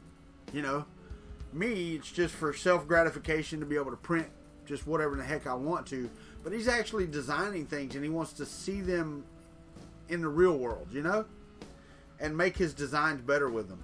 So, yeah, I think that's great that Tanner got he got what did he get? An X1, wasn't it, from Chris? Yeah, he did. And don't get me wrong, I mean, it's not the best printer in the world, but Ricky's gonna love that printer because it gives him the ability to hold his model. It's not as big as he wanted. He wanted a CRS-10 or CR10S or whatever it is. Yeah. And I get that. I do. I understand why he wanted it, because he wanted to be able to print these things in single sizes and all that. But I'm glad that Chris sent him that, because now he's had to learn some things about 3D printing that he wouldn't have had to learn with the CR10. Yeah. How to stiffen frames, how to do this with the Y carriage or that with the X carriage, whatever. You have a question on here. What elements place a printer into the Core XY category or style? That comes from Apocalypse Survivor. Yeah, I saw that. I don't actually understand the question. Well, what he's saying is, okay, what makes a printer a Core XY versus a Cartesian, like the Prusa or whatever? And I don't know that it's a fair question, because I know lots of people that don't even know or have a concise answer for that. I thought the Core XY was, and this is my thoughts, because I haven't looked it up. I haven't done it, and I hope it's okay. Do you know, Scalda? I mean, do you have an answer for that? I said the main reason I'm going for Core XY is for space. It's not why you're doing it. It's what makes it a Core XY. What makes it a Core XY versus Cartesian? What are the elements on it's that printer? the two motors working together to control the X and Y. Okay. See, and that's what I thought. Is that, the Core XY was the X and the Y moved together up here, and the Z moved down to the bottom. But I understand that there are other printers that do similar things that are not called Core XY. Now, I don't. Yeah, like the Ultimaker. Yeah. The Ultimaker, different style. Yeah, but is it not a Core XY machine or Core XY design? No. Okay. See, and I don't know. I don't have the money to buy a damn Ultimaker, so I don't even. No, nor do I. especially in the new ones. Yeah. Well, yeah. The S5 is that's more, and that's got to be geared at universities and schools. Take it easy, Noah and Joshua. Y'all have a great day at school, guys. that's got to be geared more towards that type of user versus the consumer model. You know? Yeah, you're looking more top end of the prosumer and then into the commercial space. Yeah, but the thing is, how can it be commercial? You know, that's what I don't understand. The printers that I have here probably produce just as good a quality as the Ultimaker. Now, you know, it may have a few more features here and there than some of my printers, but I don't understand what makes it commercial. You know, the build volume, it's not as big as what the CR10S for sure. No. So, yeah, and see, Apocalypse Survivor came and said he liked the principle of the Z-axis traveling, but that's not distinctly correct. Why? See, I don't understand what all the different types are. I understand SLA, DLP, and FDM printing, and sintering of metal. I understand that. The different types of movement and stuff, I don't have any idea what those are called. I mean, have y'all not watched my show and listened to me talk? I'm just about a dumbass. But we've got Scalda on the phone. Any more questions for Scalda? I know this was a you know, come join me type thing. And come on. It's been fun. Oh yeah. Well, it's kind of neat, you know. You hop on the phone and you're in the UK and I'm in Florida over here, and it's really cool, man, that you can just, you know, punch a button on your computer and we're talking live on the air, you know. Yeah, definitely better than it was 15, 20 years ago. Oh God. Yeah, man, when I was stationed in Germany, and I would call home, even on a landline, the sound quality was crap, you know. Yeah. And now here we are talking over the internet while you're watching a video that I'm on in Florida in almost real time. And I guess it's kind of weird because your voice is probably late if you have the volume up. Yes, a few seconds late actually. Yeah, and that's what Fun King actually had to mute his the other day and leave the video running. Yeah, that's what I've done with mine. Yeah, and that's better because then you react real time versus, you know, you don't have a little delayed reaction waiting on the video, you know. And that was causing him some issues the other day. But this is working out pretty good. I like this. And kind of cheaper, except for needing computers and internet service. Yeah, just that. Yeah, no, man. I used to, when I had to call from Germany home, I'd call my mother or whatever, you know, once every couple of weeks or every 3 weeks or whatever. I'd call collect. You know, and I have no idea how expensive those were. You know? So, I mean, I have an idea now that I'm older, but I was 17 at the time, you know. So. Yeah, you don't worry about that when you ain't got to pay the bill. No, that's absolutely true, man. I went to Europe, a young whippersnapper of 17, man, and they turned me loose with the no drinking age in Germany. Oh, God, man. Whew. I went nuts. That's why I don't drink too much anymore. Yeah, I barely drink at all. Yeah. I'll have a beer with the guys every now and again, but I don't drink every day. You know, some folks come home and they have a rum and coke or something, go to bed, and I just don't do it, man. Oh, I don't think I could function. The only time I really drink is at like social gatherings and stuff like that. That's me. That's me. My wife gets upset. Sometimes she just wants us to sit around and have a beer. I'm not one to just sit around and drink a beer, you know? No. My wife drinks beer. She doesn't drink wine. No wine in this house. Yeah, I'm a cider person. Say again? I'm a cider person. You're a cider person. Yeah. A hard cider person or just like regular? I don't know what your term for cider is. Ours is probably different. As long as it's cold and wet, I really don't care. I hear you. Well, see, a lot of folks over here, they like hot apple cider and stuff like that. So. Yeah, that's not something that I've tried over here, actually. It's like a hot apple cider. And Techno Geek says a pint of dark fruits. Now, I don't actually like the dark fruits. Really don't. Huh. See, and I don't know what that is, so. It's like a blackcurrant apple cider that you tend to get on the pumps. I got you. So you get it out of the tap, basically. Yeah. More than like most of the time, yeah. Yeah, I got you. And I have a hard time believing Techno Geek saves all his drinking for the weekend anyway. I think he's lying. With a face like that, I don't believe it. If that's his face, he might be a 12-year-old. He might be a 12-year-old boy posing as a 21-year-old man. You can never tell. That's why I love, with the internet, like I just did you. It's just kind of out of the blue. Hey, get on the damn phone so we can talk to you. If you're a 12-year-old little girl, you're not going to do that. Well, no, exactly. Right. So that's pretty cool.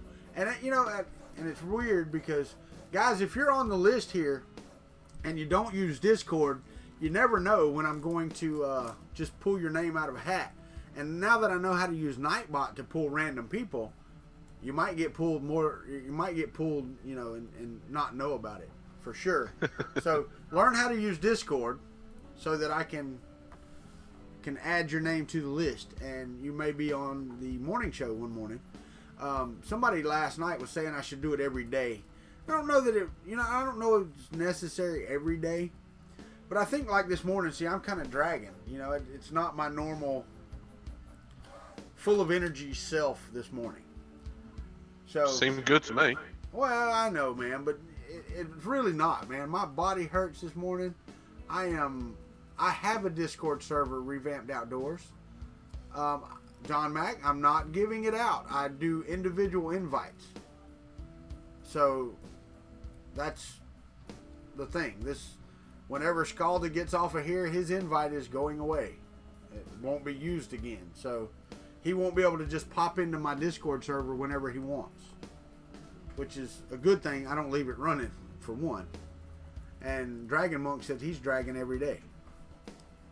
He's hilarious. So I got a question and I'm asking you to answer for all the guys across the pond. We watch the European videos, as far as like, Tom Samlater and Derek Matthews and others. I mean, there are others too, but those are two that just popped in my head. And some of the sensibilities and the things that we do are a hell of a lot different than each other. It's what makes it interesting for you to come into a U.S. show, especially with a redneck on it like me. Because I'm not your typical everyday American. As far as some of these guys have proper English. Some of them have college educations. Some of them are smart and witty and just good to watch. But so once you got here, and I don't know how you found my channel, don't really care, it doesn't matter to me. What made you stay? Your personality and the way you are. Okay. So just my open, honest opinion and the way that I don't hold nothing back, I guess. I mean. Yeah, I can relate to you more. Okay, cool, man. That's awesome. And I wish that more people, not like me, but I wish more people had that sensibility of, the world has got to where we put a powder puff on every hand so that we don't offend anybody. And everything is all rosy. And the world is not rosy, man. The world is not a rosy place. No, not at all. It wasn't too long ago that a guy in California jumped out and killed some folks with a knife, and the police shot him and killed him, which is what they should have done. He was killing folks. But then there was one of the victims. One of the victims came out and said, well, he probably had issues and we didn't need to hurt him like that. This was somebody he cut with a knife. They're just lucky they didn't die. Oh, yeah. That's what I call an idiot. I'm sorry. Yeah, it's not the tool's fault. It's the person that's wielding them. No, and that's correct. No, I get it. What that person was implying was that person probably had mental issues, and we should have tried to help them instead of harming them while they were harming other folks. But what if she didn't have mental issues?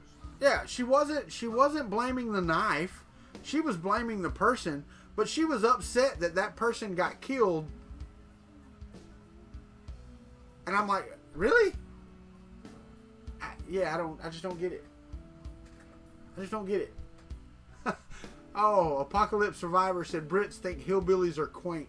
So I'm quaint now. Is that it? Techno Geek, you did pop into my head. You're always in my head. No, I'm just kidding.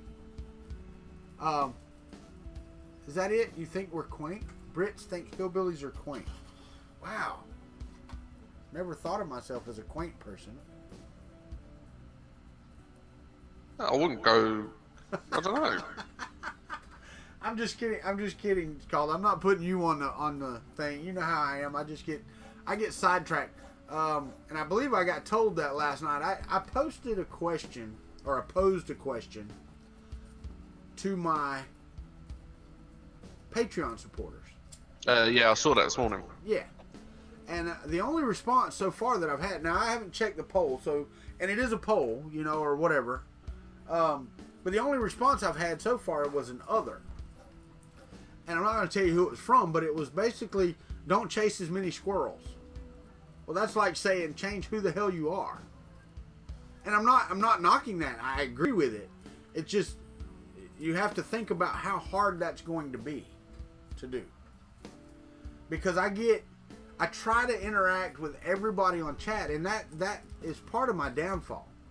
Because I'm answering one question, and then somebody pops in, and I go, oh, hey, how are you doing? And I get off on a tangent, and I really shouldn't. And so I agree with the sentiment of the statement, but it's just going to be difficult because that's not who I am. Going off on a tangent is one of the reasons why I'm here, because you are so broad and you're not just focused on one thing.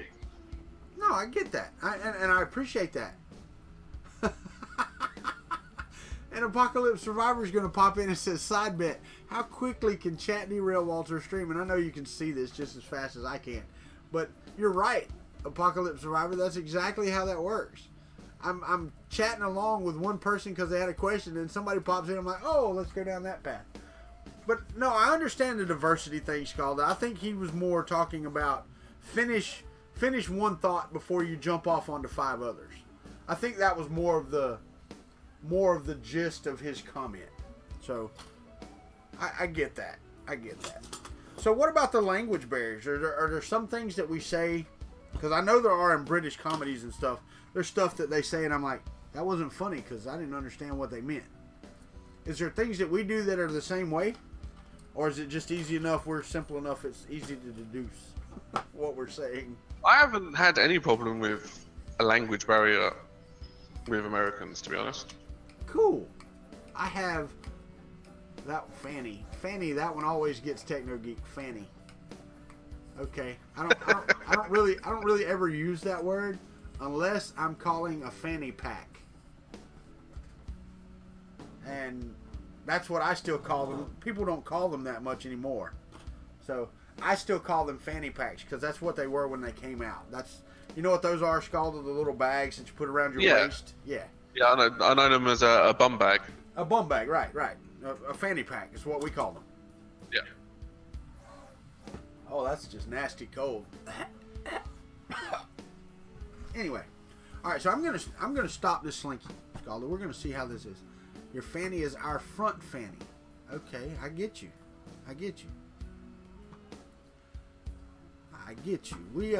I'm gonna stop this print. Let's see how this turns out. Because I want to be able to look at it beforehand. Alright. Oh, it pops right off. Well, the layers look okay, but they don't look separate at all. And now I've got to figure out where I'm supposed to open this at. Alright, which one of you sons of biscuits told me to print this? You're gonna have to tell me where to open it at. Anyway, Scalda, I mean, I know you're on the computer, and I know you have other things to do better than talk to me. And I didn't really have anything in mind. It was just to get somebody on the phone to show that I wasn't just trying to. I'm not trying to get big names on here. I want everybody to be able to be involved, you know. And that's one thing I try to do with this channel is get everybody involved. And it's difficult sometimes, not gonna lie. But yeah, I understand that. Trying new things. This thing is not coming apart. It is rock friggin' solid. And I'm gonna cut. Is that the slinky from the My Mini Factory? Yeah. There it goes. Now, there's a piece of it. Let me turn this around so I can pull it toward me instead of pushing away from me, so I don't cut myself. I know y'all want to see that too. Y'all want to see me shove this razor blade in my finger, don't you? Oh! No, just kidding. This thing is fused, man. This thing is fused. Oh, piece of shit. No, that's not too bad. We'll get it. We'll get it. Maybe. I need a saw. Anybody got a bandsaw I can borrow? Then I can do it. Name for tools or implements. I watch a couple of blacksmiths and farmers, and I have to look up things because you have no idea what they're talking about. Yeah. Mars on the Rock says there's a gap in this. I ain't found no gap. Ain't even a gap. I got a bigger gap in my teeth. Hey, that looks pretty solid to me. It is freaking solid. I put a thing in it. So, what do you do for a living, Scalda? What is your occupation? I run another YouTuber's community. Another YouTuber's community? Yep. Really? Yep, that's what my day job is. Wow, and that pays the bills. It pays enough for us to live. Okay. And your wife works, I take it? No, she looks after the kids. Well, so apparently it pays enough to pay the bills. Yep. If not, you wouldn't have a house. Just. Or anything, you know. Well, that sounds pretty awesome, man. It really does. Yeah, stressful at times, but normally it's okay. So I get to stay at home all day. No, it's all good. I hear you. Oh, we're making progress. I just poked a hole in my table. But we are making some progress. Or at least we're going around in a circle. And we're going to see if it shall continue. Good show, Scalda. So Thanks. I don't know what that entails, Scalda. I mean, I didn't even know that was a thing, man. Oh, it was oh, how long have I been with him now? Just over 3 years. He's a Minecraft YouTuber. I got you. So And I got selected to play on one of his fan servers just over 3 years ago. Yeah. And then he wanted something doing, I said I can do it, and then it pretty much went from there. And yeah, I now manage, I think he's got nearly 500 Patreons and probably the same in Twitch subs. And then a Discord of nearly 2,000 people, so you manage all that, and you're on there when he's on there, and yep, pretty much. I say I'm making a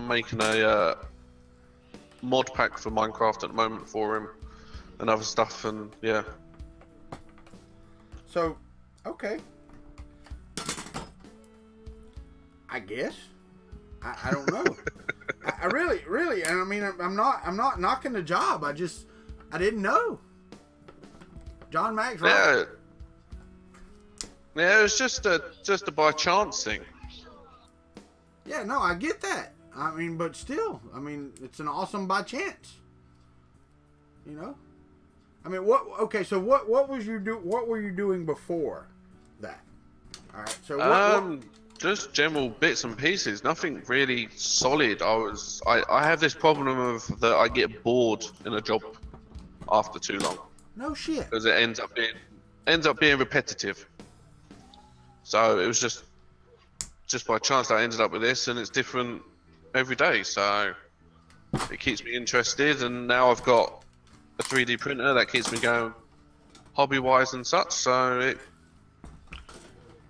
I'm pretty busy now. Yeah. No, that's freaking awesome though, man. I mean, really, because that job would be, you know, kind of different most times. You know, it wouldn't, because I'm like you. I get on something, and it's like I was talking about doing last night with the Slinky, taking the interface and writing it in C#. Yeah. And as long as that doesn't take more than a couple months, I'd be fine. But if it took more than a month or two, I'd be like, okay, that's crap. I'm done.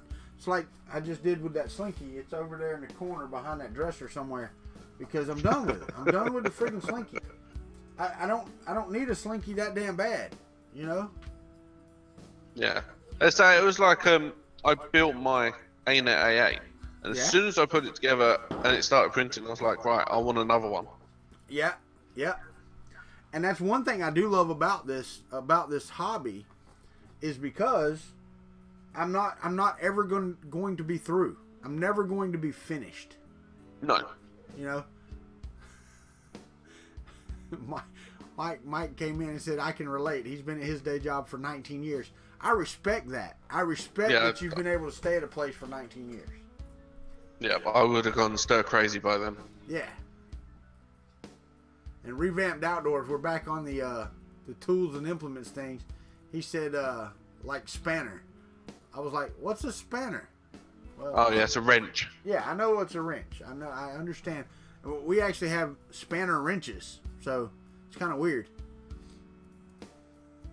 Yeah, see, I watch a lot of American television, so I get a lot of I pick up quite a bit from that, so... I think a lot of people watch a lot of American television. And I don't understand it, because most of it's crap. I enjoy the British comedies, like I was telling you. I enjoy those more than I do our comedies, a lot of times. Yeah, I got to admit, the American comedies aren't that great. Yeah. I mean, there's a few... To be fair. You know, like, I like The Big Bang Theory. Yeah, I watched that, and Young Sheldon. Well, and I've watched a few Young Sheldons, hadn't watched them all. It's pretty good, you know. I can't complain too much. But I'd say what's funny is my kids watch American kids programs as well. Yeah. And then we go to like family and that, and obviously they haven't got access to the tech that I've got that my kids use. Right. And then all of a sudden there comes on the same program, but it's got English accents, and it just doesn't sound right. And even my kids turn and say, that's not right. Right. Well, and you know, I've watched several, and not to British English, because movies aren't translated from English to English most of the time. But even if you understand a different language, well, especially if you understand a different language, and you go and watch, and you're like watching a Sylvester Stallone movie, and you know they've translated it to Spanish, it just doesn't work for me. No. You know, you tend to find a lot of the kids' animated movies get changed between nationalities. Really? Yep. A lot of the Disney ones, there's different parts in the film and that are different between different countries. Oh wow. Well, see, and I found out the other night. I don't know if you remember the movie Demolition Man. Yep. Well, when it came out in the United States, it was all of the restaurants were Taco Bell.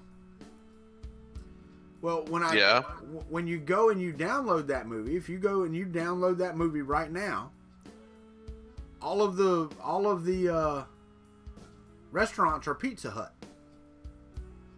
Really? Yeah. See, I've only ever seen it with Taco Bell. Yeah, but if you go and you download a pirated version, and I didn't know this either, and I read why it was that way. The theatrical release was one way, and then later on it was changed to Pizza Hut. I mean, they're all owned by the same brand, so I just thought it was weird. Oh wait, Revamped Outdoors. My grandparents used to make me watch Keeping Up Appearances. Dude, I love it. Mrs. Bucket? Really? Love Mrs. Bucket. I don't even know if Scalda's even seen that. A lot of the stuff, no, I haven't seen that. Yeah, a lot of the stuff we get, like we watched Are You Being Served, and I don't know if you've ever heard of Are You Being Served, but it was about an upscale British clothier store and the people that worked in there. Well, come to find out, most of it, because we just watched it, I don't know, 8 or 9 years ago. Me and my wife got into watching it because it was on the PBS station over here. But actually, most of it was filmed in the mid 80s. So, I mean, it's like a mid 80s comedy, British comedy. So we don't even have like the new ones. You know, I didn't even know they were still making Red Dwarf, but it's been on forever and ever. Oh yeah, I like a bit of Red Dwarf. Dude, I love Red Dwarf, man. I watched the entire series all the way through. I'm caught up to what they are now. But there's been gaps of like 6 or 7 years in between series of that. Yep. You know? And that's another thing I don't get about the British TV. Because like Doctor Who does that. You know, Doctor Who has these gaps in its filming and stuff like that. But then Red Dwarf just takes it to a whole new level. Because it was like 96 and then the next year was like 2002. And it's like, damn. Yeah, there was a big gap between those. Yeah. And then they only make, 4 or 5 episodes per season. And you're like, well, that sucks. Yeah, I don't like shows that make little seasons. Because you're like, by the time you get to like the 4th, 5th episode and you're getting really into it. And then there's 2 more episodes and it's finished. It's like, where's the rest of it? Well, see, and that's one reason I don't like Netflix seasons, because Netflix drops the entire season at one time on their shows. Yeah, I've noticed that with Lost in Space. I haven't actually started watching it yet. I need to. Yeah, I binge watched it all in like 2 days, and now I gotta wait for a whole year for the crap to come out again. Yeah. Yeah, I hate that. I hate that. Do it 1 episode a week so I at least have something to look forward to. I mean, yeah, but then if they did that, would they lose the viewers come episode 3 or 4? No. Not See, in now in some shows maybe. In some shows maybe, but they would be able to do focus groups and figure it out. What gets me is that shows that what was it recently? There was a show that I watched recently and it got cancelled after like 3 episodes. And I was like, well, that's a really good show, yet because they didn't get the viewer attention in America, it got cancelled. Right? Yeah. Well, and we had one, what was it, what was the name of that show? Oh, Jericho. It was quite a few years ago. But the first season of Jericho was fantastic, but it was competing with some other show that was taking all the viewings. So they canceled it. And you're like, you're an idiot. You know? I don't know. Yeah. I don't know. It aggravates me sometimes. So I'm waiting for Stargate to come back. Me too, brother. Me too. They've got some webisodes, right? Yeah, Stargate Origins. I watched the first few and it wasn't that interesting. Really? To be honest. Yeah. Well, it's like, everybody talks about Star Trek and the Next Generation and, all the name brand. But there's a couple of independent, even TV series is out there. So, yeah, it's awesome. Morning, Ben Craig. How are you, buddy? Even those fan-made series are decent shows. They're not bad. But no, I just the differences between the British or German or whatever TV and American, but most people don't know, like Stargate SG-1, that's not an American show, that's a Canadian show. Yeah. A lot of TV shows are filmed in Canada. Canada. Yeah. The X-Files. X-Files. What is it, 11 seasons? 12 seasons of the X-Files? 10 seasons? Whatever it was. That was filmed in Canada. It was really funny because they had one episode that was down here by my house, right? It featured a shot of a building that's probably 10 miles from my house. And they actually came down and they shot that building because it's the only one in existence and there's just no need to build it. Just fly down here, film it, and take it back. But it was supposed to take place in the Apalachicola National Forest, which is most of the county that I live in the state of Florida, is Apalachicola National Forest. So this whole episode was supposed to take place in it, but they're running along through the forest, and you see these granite drop-offs where there's rocks, you know, and stuff of that. And we don't have granite in Florida. We have limestone. You know, so you're like, wait a minute. And they've got these plants here. All we have are pine forests. That's all the national forest is. And it's really funny because, you know, there are all these elm trees and stuff like that. And we're like, we don't have that. How can you say this is in Florida and you have scenery that doesn't even remotely match Florida, you know? So, yeah, I love how they do that. But the Harry Potter series is the one that got me with the British thing, because there were differences in the American and the British releases of the Harry Potter movies. Not just to mention the names, you know. Why? Yeah, the first film was completely different named. Yeah. Well, yeah, because you had Philosopher's Stone and the Sorcerer's Stone. I mean, you know, I get that, I guess. You know what a sorcerer is, right? Yeah. Okay, to me, a philosopher is, you know, he's a thinker. Yeah, he's a thinker. So, why it's called the Philosopher's Stone over there, which I guess, you know, Nicholas Flamel was a thinker, and then over here, why wouldn't they use the same name? It doesn't make any sense. Morning, Mike. Was it like that for the books as well? Yeah, all the books were the same. The books and the movie titles were the same. Oh, strange. But if I'm not mistaken, you can go download, and it's not much. It's not like earth-shattering differences, but there are different edits in the movies. I'll have to see if there's a YouTube video comparing them. Yeah, in the theatrical releases. Yeah. I think the DVD releases were the same, and the Blu-ray releases. Yeah, that goes back to what I was saying earlier between the Disney films and that. Zootopia is a good example of that, where they change characters depending on where they are in the world. Yeah, there was actually a YouTube video of that I watched a couple of months back. It actually showed all the differences between different nationalities. I'll have to go check that out, because that's interesting to me when they do stuff like that. Because I understand the overdubbing in a different language or whatever. And I kind of understand it in some parts of the world where you can't do certain things because of religion or whatever. I kind of understand it there. But, you know, it is what it is. Mike Mullins is saying hello to you. 3D Nublet. Hey, Mike. So, yeah, guys, if you're just joining, we've got Scalda YT's on the line here. And if you have any questions, you want to ask him anything, go ahead. He's across the pond in the UK. I'm in Florida. We're chatting online. And just a random draw, guys. You never know. Learn how to use Discord. Because you never know when I'm going to hit you up and say, hey, do you have Discord? Because I hit random names on Nightbot and it pulled your name out of a hat. So...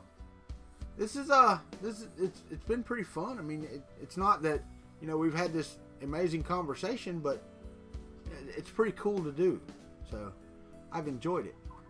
Yeah, it's good. Hey, Zimmy. I do have a question though. How much echo am I getting? I really shouldn't be getting much of any. I guess when you hear me from Scalda's mic or something, I don't know, because I can't hear that. I can't hear my mic, so. I say not getting any echo from me. Yeah. Because you don't have anything playing, but you do hear me, correct? Yeah, I've got a headset, so. Oh, you got headset on, so yeah, no echo from Scalda. So any echo you get you're coming from me, and as long as it's not too bad, I'm okay with that. I've got my speakers turned down on my TV so that I can hear. I'm deaf in one ear and can't hear out of the other. There you go. There's you a question right there. I've been literally playing Minecraft for, I think this will be the 4th year that I've played it. I literally got into it because my eldest son downloaded it on his tablet. And then I ended up finding it was on the computer, and that's where it went, basically.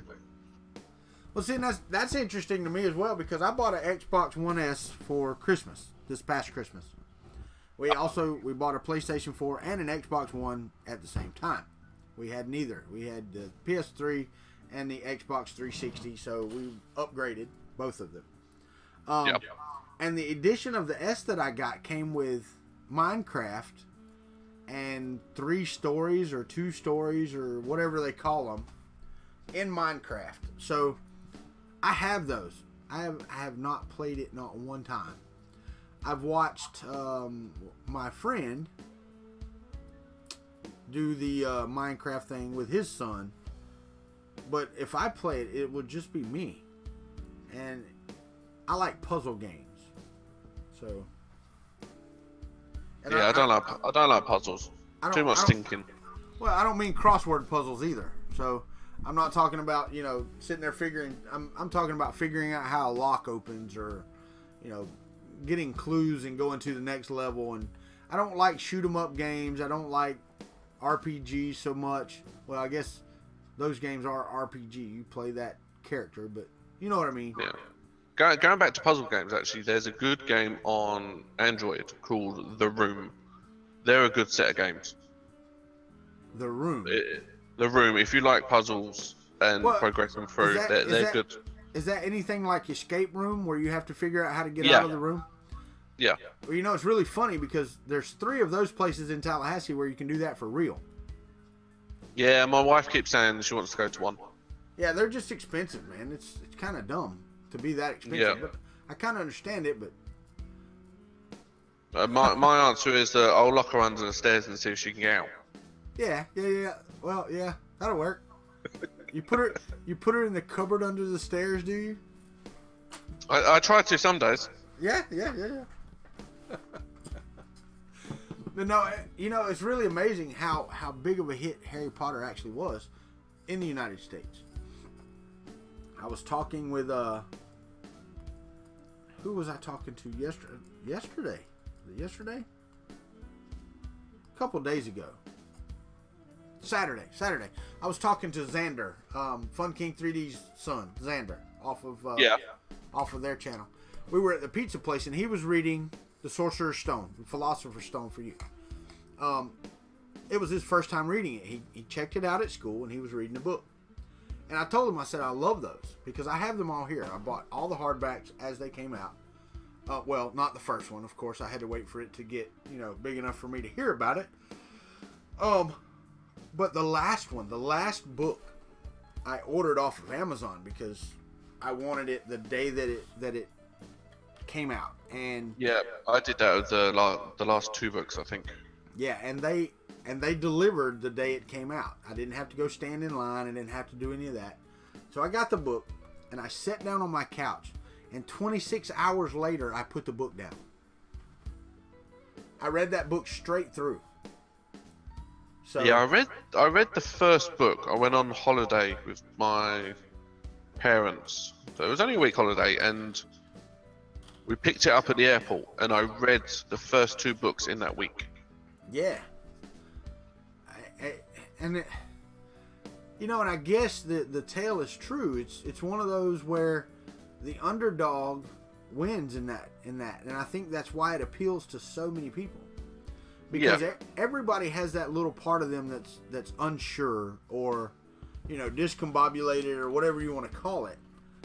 Everybody has that part, and for that part was getting overcome in those books, and that's really cool for a lot of folks. What got me is the fact I'd read all the books, or I'd read the books before the movies come out, and then I go and watch the movie, and I'm like, well, that didn't happen like that, and that didn't happen like that. And that on their own, the films were good, but if you compare them to the books, they were missing important parts for me. Well, and I agree with that, but here's the thing that I get all the time. My wife, she doesn't read a lot of books. She's not a book person, and I don't read as many as I should anymore. I used to read a lot. Yeah, it's the same here. But the problem is, even from person to person, and it's like, and I'm going to use this, and everybody in the room is going to go, oh, grown. But the 50 Shades of Grey books, I don't know if you read them or not. I haven't read them. I watched the first the first film. I watched the first film, but Yep. I haven't read the books. But all these women are like, oh, well, I didn't picture him like that. Oh, he can't play that part, or they all have their own fantasy, and that's the same. That's the same with fantasy books, though. I mean, you think about it. When you read a book, you're playing a movie in your mind, and you're invested in that movie and the things that you make up. Yeah, I agree with that. I mean, your movie playing in your mind is your movie. It's not the same as anybody else's. I mean, you pronounce names differently. You hear their voices differently. It's like Nappin, who hasn't been around in a while, which I don't know, he may be working more or whatever. He hasn't been on the channel here recently. But when I talked to him and I heard his voice, it was not what I thought it was going to be. You know what I mean? Yeah. It was strange. You know, you have this thought of what people sound like. You know, everybody in this list, you know, has a voice in my head. Get out, you bastards! No, but it is one of those things where some people are always going to be disappointed with a movie that comes out of a book. Yeah. So, and I'm the same way. I do get disappointed, but then I go back and I rewatch it. And I say, okay, now let's disown what I think of as my movie. So, yeah. Yeah, 'cause you watch it the first time and you're sitting there and you are evaluating it against the book. Yes. And then you do have to go and watch it again, and you're like, in its own stance, yeah, that's a good film. Yeah. Yeah, you're evaluating their movie against the one that you saw in your mind while you were reading it. Yeah. It's just that simple. So it's a hard thing to do with some of the movies to disassociate your movie, your mind's eye long enough to watch that movie on its own. Hold on. All right, wait. Let me catch up with chat here for a second. All right, so sounds good to me. We're getting some reverb. Okay, you should play Dark Soul. No, that's kill people. The Room. That movie is so bad. Sorry when I hear The Room. Okay, so that's what he thinks of. That's a Canadian Maker project. Imagine that more than a few where the police haven't discovered the escape room. Yeah, I'm sure in Florida for sure. I hear The Room and think of Silent Hill 4. Movies are never as good as the books. Of course they're not. When Walter said 3, I wondered if that was a conservative estimate. I don't know what I said 3 about, but okay. I get it. Hollywood can't CGI. That's correct. That is exactly right, Mike Mullins. Hollywood cannot CGI as well as my brain can. I think half the time when Hollywood make a film, they don't actually ever read the book. That is the case. I think that's one reason, like the X-Men series, the reason it was as good is because Bryan Singer, when he started it, was an X-Men fanatic. He loved the X-Men, you know, so.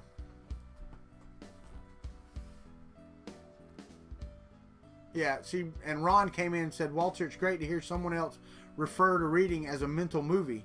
My son and my nephews read words but don't see images, and I don't understand how you do that. A good book immediately puts you in a different world. Stephen R. Donaldson had some of the best series of books with the White Gold Wilder, with the Thomas Covenant series.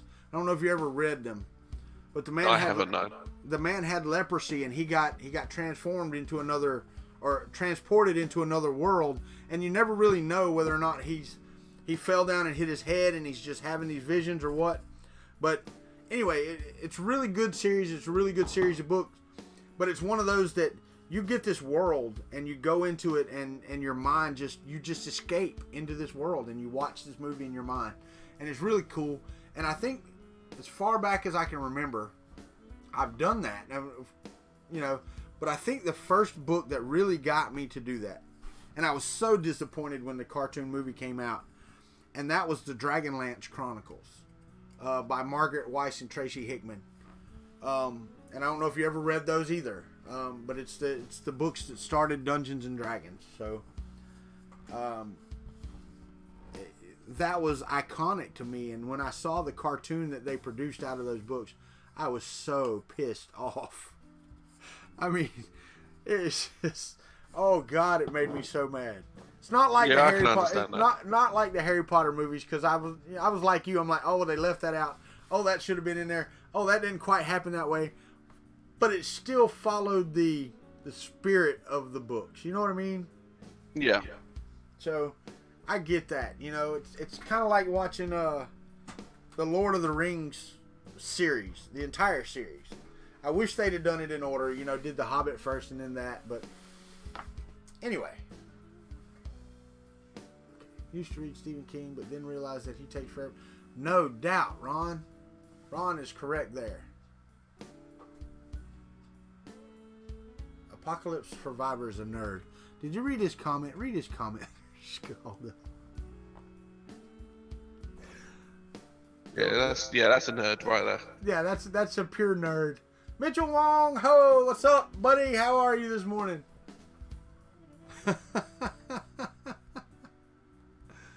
What's up, Shom? How are you this morning, buddy? We're getting people popping in here at 8:22, which is, you know, getting closer to my normal time. But I've got about, I don't know, I've got about 20 minutes. And I'm gonna get off of here. Scalda, I know I've kept you on the line, and I appreciate you being a good sport, man. No, that's fine. I've been doing work while I've been chatting to you. Oh, well, that's not even right, man. You have to postpone everything and just pay attention to me. No, I'm just kidding. Whose voice is that? Mitchell Wong, that is Scalda YT from the chat room. He's not showing up on chat because he's been chatting in real life. So we are doing the what is it? Barnacles does that. He's gaming IRL, so in real life. So we are talking in real life to Scalda across the pond. I don't know why they call it a pond. It's one big ass pond. Yeah, I'd like to see the koi fish in that pond. Right? No doubt, man. It's like, you know, I don't know if you know much about, you know, geography in the United States. We have Lake Okeechobee here, right? It's like 70 miles across that lake, but yet it's not a Great Lake. You know, because we have the Great Lakes up at the top of the United States, right? Yeah. But the Okeechobee's in the bottom of Florida, but it's not a Great Lake, even though it's like massive. It's like an inland ocean. You know. So anyway, oh, Shom said you sound a little like Angus. So maybe. I don't know. I don't really. I don't confuse those accents very often. Oh God, Nappin's back. He's been on vacation, I think. So Nappin jumps in and says he hears banjos.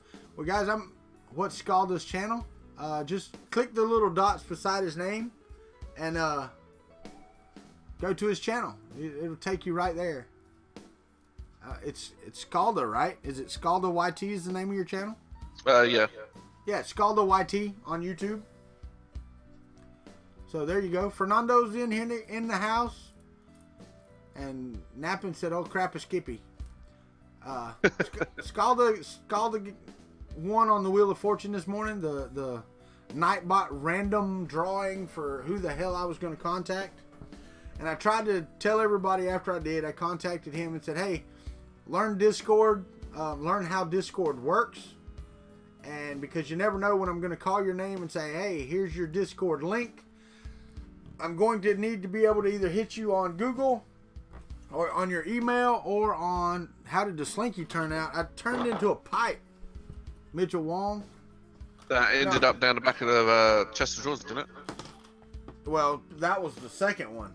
I think he's talking about the one yesterday. I got this much. It's crap, man. This is not cost effective. Yeah. And I went back and watched Neary's video, dude. And well, hold on. Let me finish up with Scalda here, and then we'll get back to that, and we'll finish out the show talking about it. But Scalda's been great, man, and I appreciate you being on here. Oh, thanks for having me. Yeah, well, you were my first. I'd say not. No, it's not an open Discord channel. You're the first.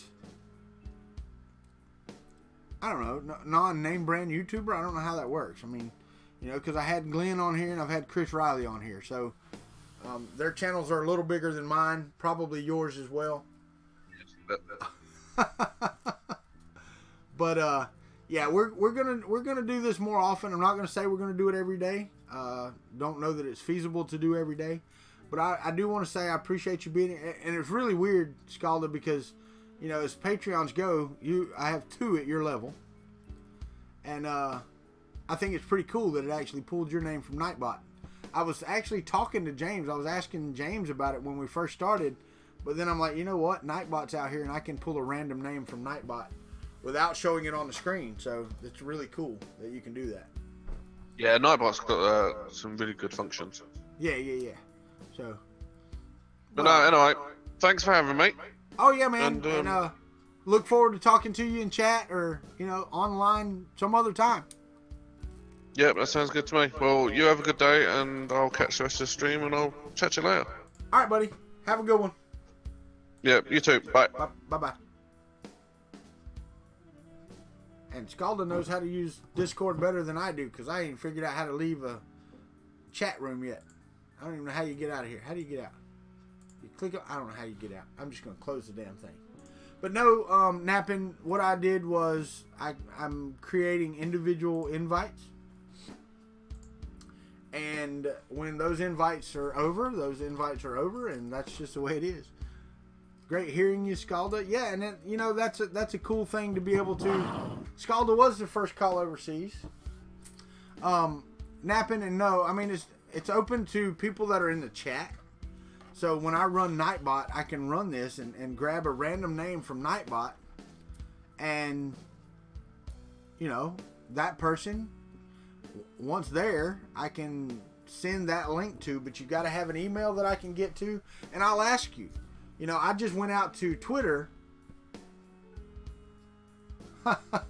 No, man, because I'm going to tell you, the thing is, Ron, I could do calls that way, but the problem is then you piss people off because you don't answer or stuff like that. No, and that's correct, Nappin, and that may be where, when I'm doing a build or something, the one that has the most experience or whatever, I get on the phone, or get on the Discord. And I know that, some people are going to feel left out or whatever. It's just, it is what it is. I mean, you do what you got to do to get it done, but that's about it. So, anywho, we are coming up on 15 minutes until the end of the show. And I do appreciate Scalda. I mean, that you're a scholar and a gentleman for even taking it. And we will do it again. Oh, let me get Scalda off the phone because he's no longer on the phone. So, what, you think it's a good idea? That's cool, Ron. And I don't want to say, it's not the first call-in show for sure.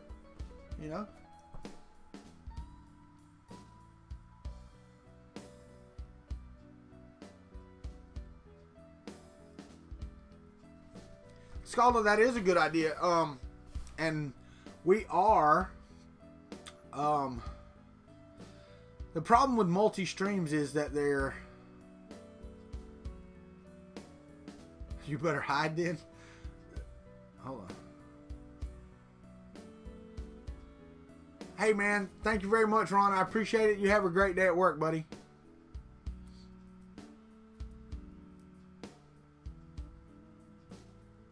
Maybe so. Maybe so. Apocalypse Survivor.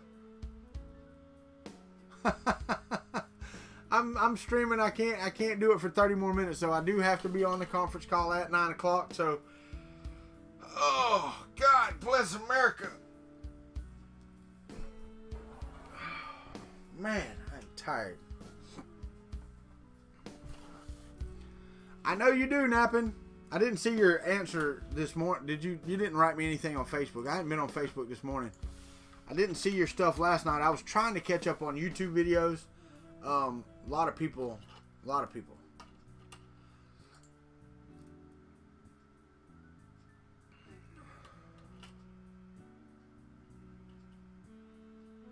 Nope, no message. All right, here. I got a memory from Facebook, and I want to show y'all. I'm gonna pop over to my thing here. This is Danielle, the one that gets on here. When was this? I don't know. Shit, this looks like the 5th grade, I guess. There's Destiny. Is that Destiny? No, that's Shauna. There's Destiny. And then there's my oldest, Sarah. And then there's my wife and 3 of them because the other one wasn't here yet. Now we're back to Danielle. Okay, cool. All right. Oh, 1. It's all my kids. All of my girls. Your daughter said, oh, she's cute. I actually have a really cool picture. A really cool family picture that I want to show. Hold on. Let me see if I can find it. I believe I can. I love my family. I know some folks are not so keen on family, but I love my family. I gotta go back a ways.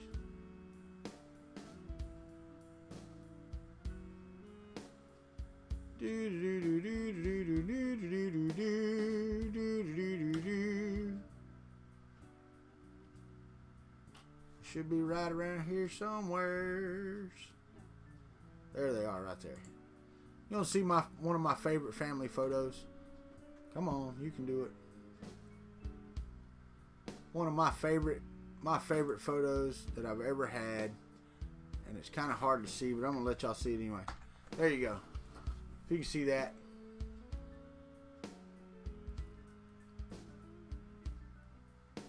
Yeah, right? The estrogen ocean, you're right. You can actually bounce this one back and forth. We're getting busy on the bike. Woohoo! Nah, just kidding. Yeah, I enjoyed that bike. I can tell you right now. Yeah, it was racy video, right? Whoop. Did we pass PG-13? I don't think we did. There was a whole bunch of them, and I did a whole bunch, and all the girls and all that stuff. So that's how I got the last daughter. No, she was already in the picture. Nope, we're done with that. So, all right, get off Facebook, get off of Twitter, get back on the YouTube for the last 16 minutes or whatever. Yeah, 16 minutes. You go right ahead, Techno Geek. Prove it. What's that song? We don't have to take our clothes off to have a good time. Oh no. No, I do not, Ron. When was this? A few years ago, my wife wrecked a 4-wheeler and put the brake handle through her thigh. And I'm talking about the entire brake handle through her thigh. And since that day, she's had trouble riding on the back of a bike. She can't get comfortable. And she's my riding partner. I mean, she is, all these kids use my ride or die. That is my ride or die. I mean, she's my ride or die. That is exactly what she is. And, oh crap, come on. I gotta reroute cables. But that is,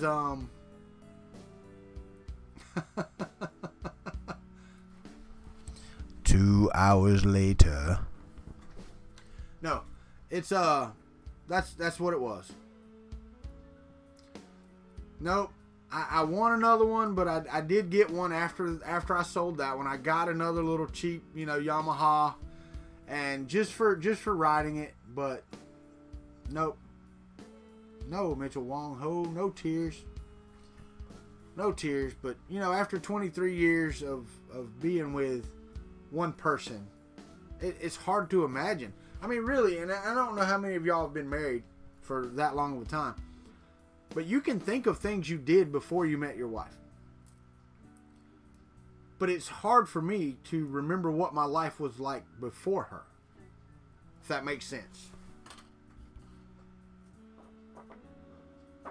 Yeah, there you go, Mitchell. Good for you, man. Good for you. Friday the 13th. Where the hell is Port Dover? I don't even know where Port Dover's at. What is that?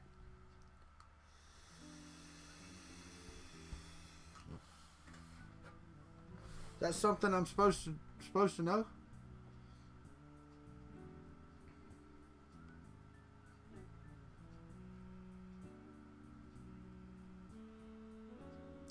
No, dude, Mike, I understand, buddy. I enjoy it to no end. I enjoy riding a bike to no end.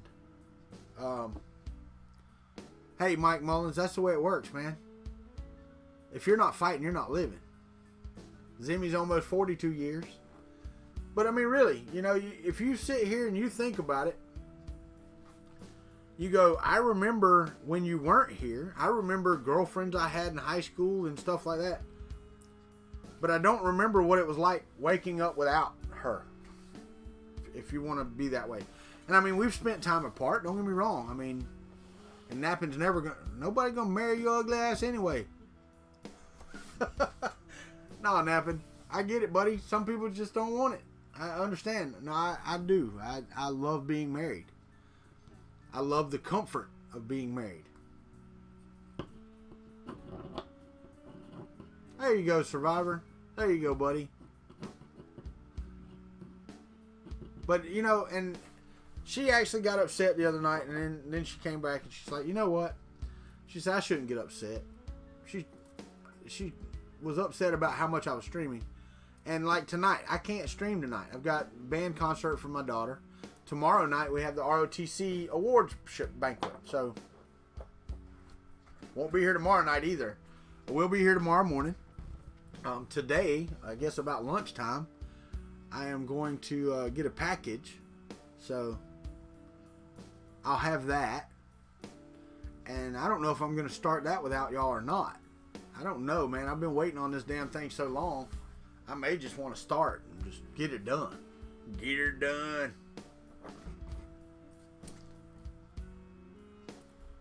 No, and I get that, Scalda, but my wife is known for, I mean, because I've been a programmer for 20-something years. Well, 22 years. Like a year or so after we were married, maybe 2. Or after we got together, not married. I hear you, Survivor. That's right. I will give y'all the tracking number, and y'all can call them. And y'all have my address, so that's all they ask for. And y'all can call them and bitch. And they're going to say, Mr. Gray, you don't have to keep calling back and back and back. Mr. Gray, you don't sound the same as you did the last time on the phone. Yeah, I know, Techno Geek. I get it. You know.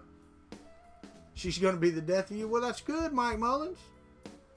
As long as she's there when you die and not holding a knife when you do. But no, I am very, very happily married. I don't stray. I don't think about straying. My wife is way more than I can handle anyway. Shut up, Mike Whaley. I don't want to hear you.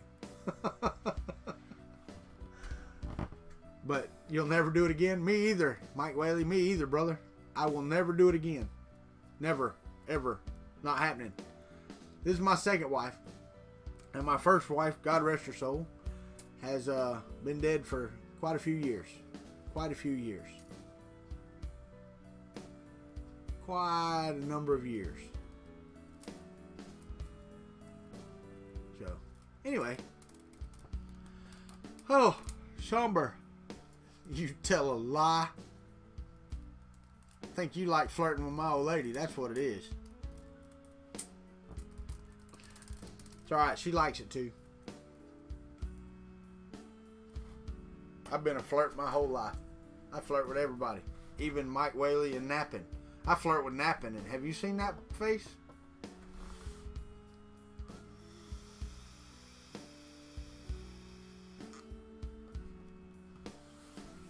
Need more coffee? You got 4 minutes, Scalda. 4 minutes and I'm out of here, buddy. Oh, shoot. Oh, I can't believe y'all spent the morning with me again. We only got 13 in here right now. Is that right? Yeah, it's not nearly as big a morning crowd as normal. And I can understand it, man. I have been boring as crap this morning. Oh, 25. Well, my screen said 13. That damn liar.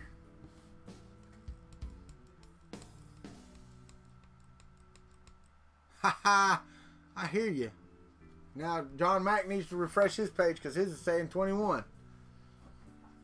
But anyway, it's been great, guys. I'm glad that I got Scalda on here. It really was luck of the draw that he was the first one. And I haven't seen Ricky Tanner this morning. He ain't got out of bed yet. Those two guys are $10 Patreon, you know, and they probably deserve the two top spots. So Ricky may be my next one if I can get him on a stream where I can get him set up with Discord and we can have that done. You have a client meeting. I do not. I am going to take this call in my car, and the job I'm going to, it's called Discord. Yeah, and he was out late last night, Mike Mullins. No, that's absolutely true. If he was, well, the thing is, he's still got to get his kid off to school. That's what he does. It's called Discord, Don. You can figure it out. Download it, install it, figure it out how to use it. It works pretty good. Not going to lie. The call here was pretty good. But yeah, I did want to say thank you to all those that do. Mike, you got my email or my message last night, maybe. That's the NLTMW. Never let the machines win, Mike. I did get the email notification from you yesterday. Thank you very much.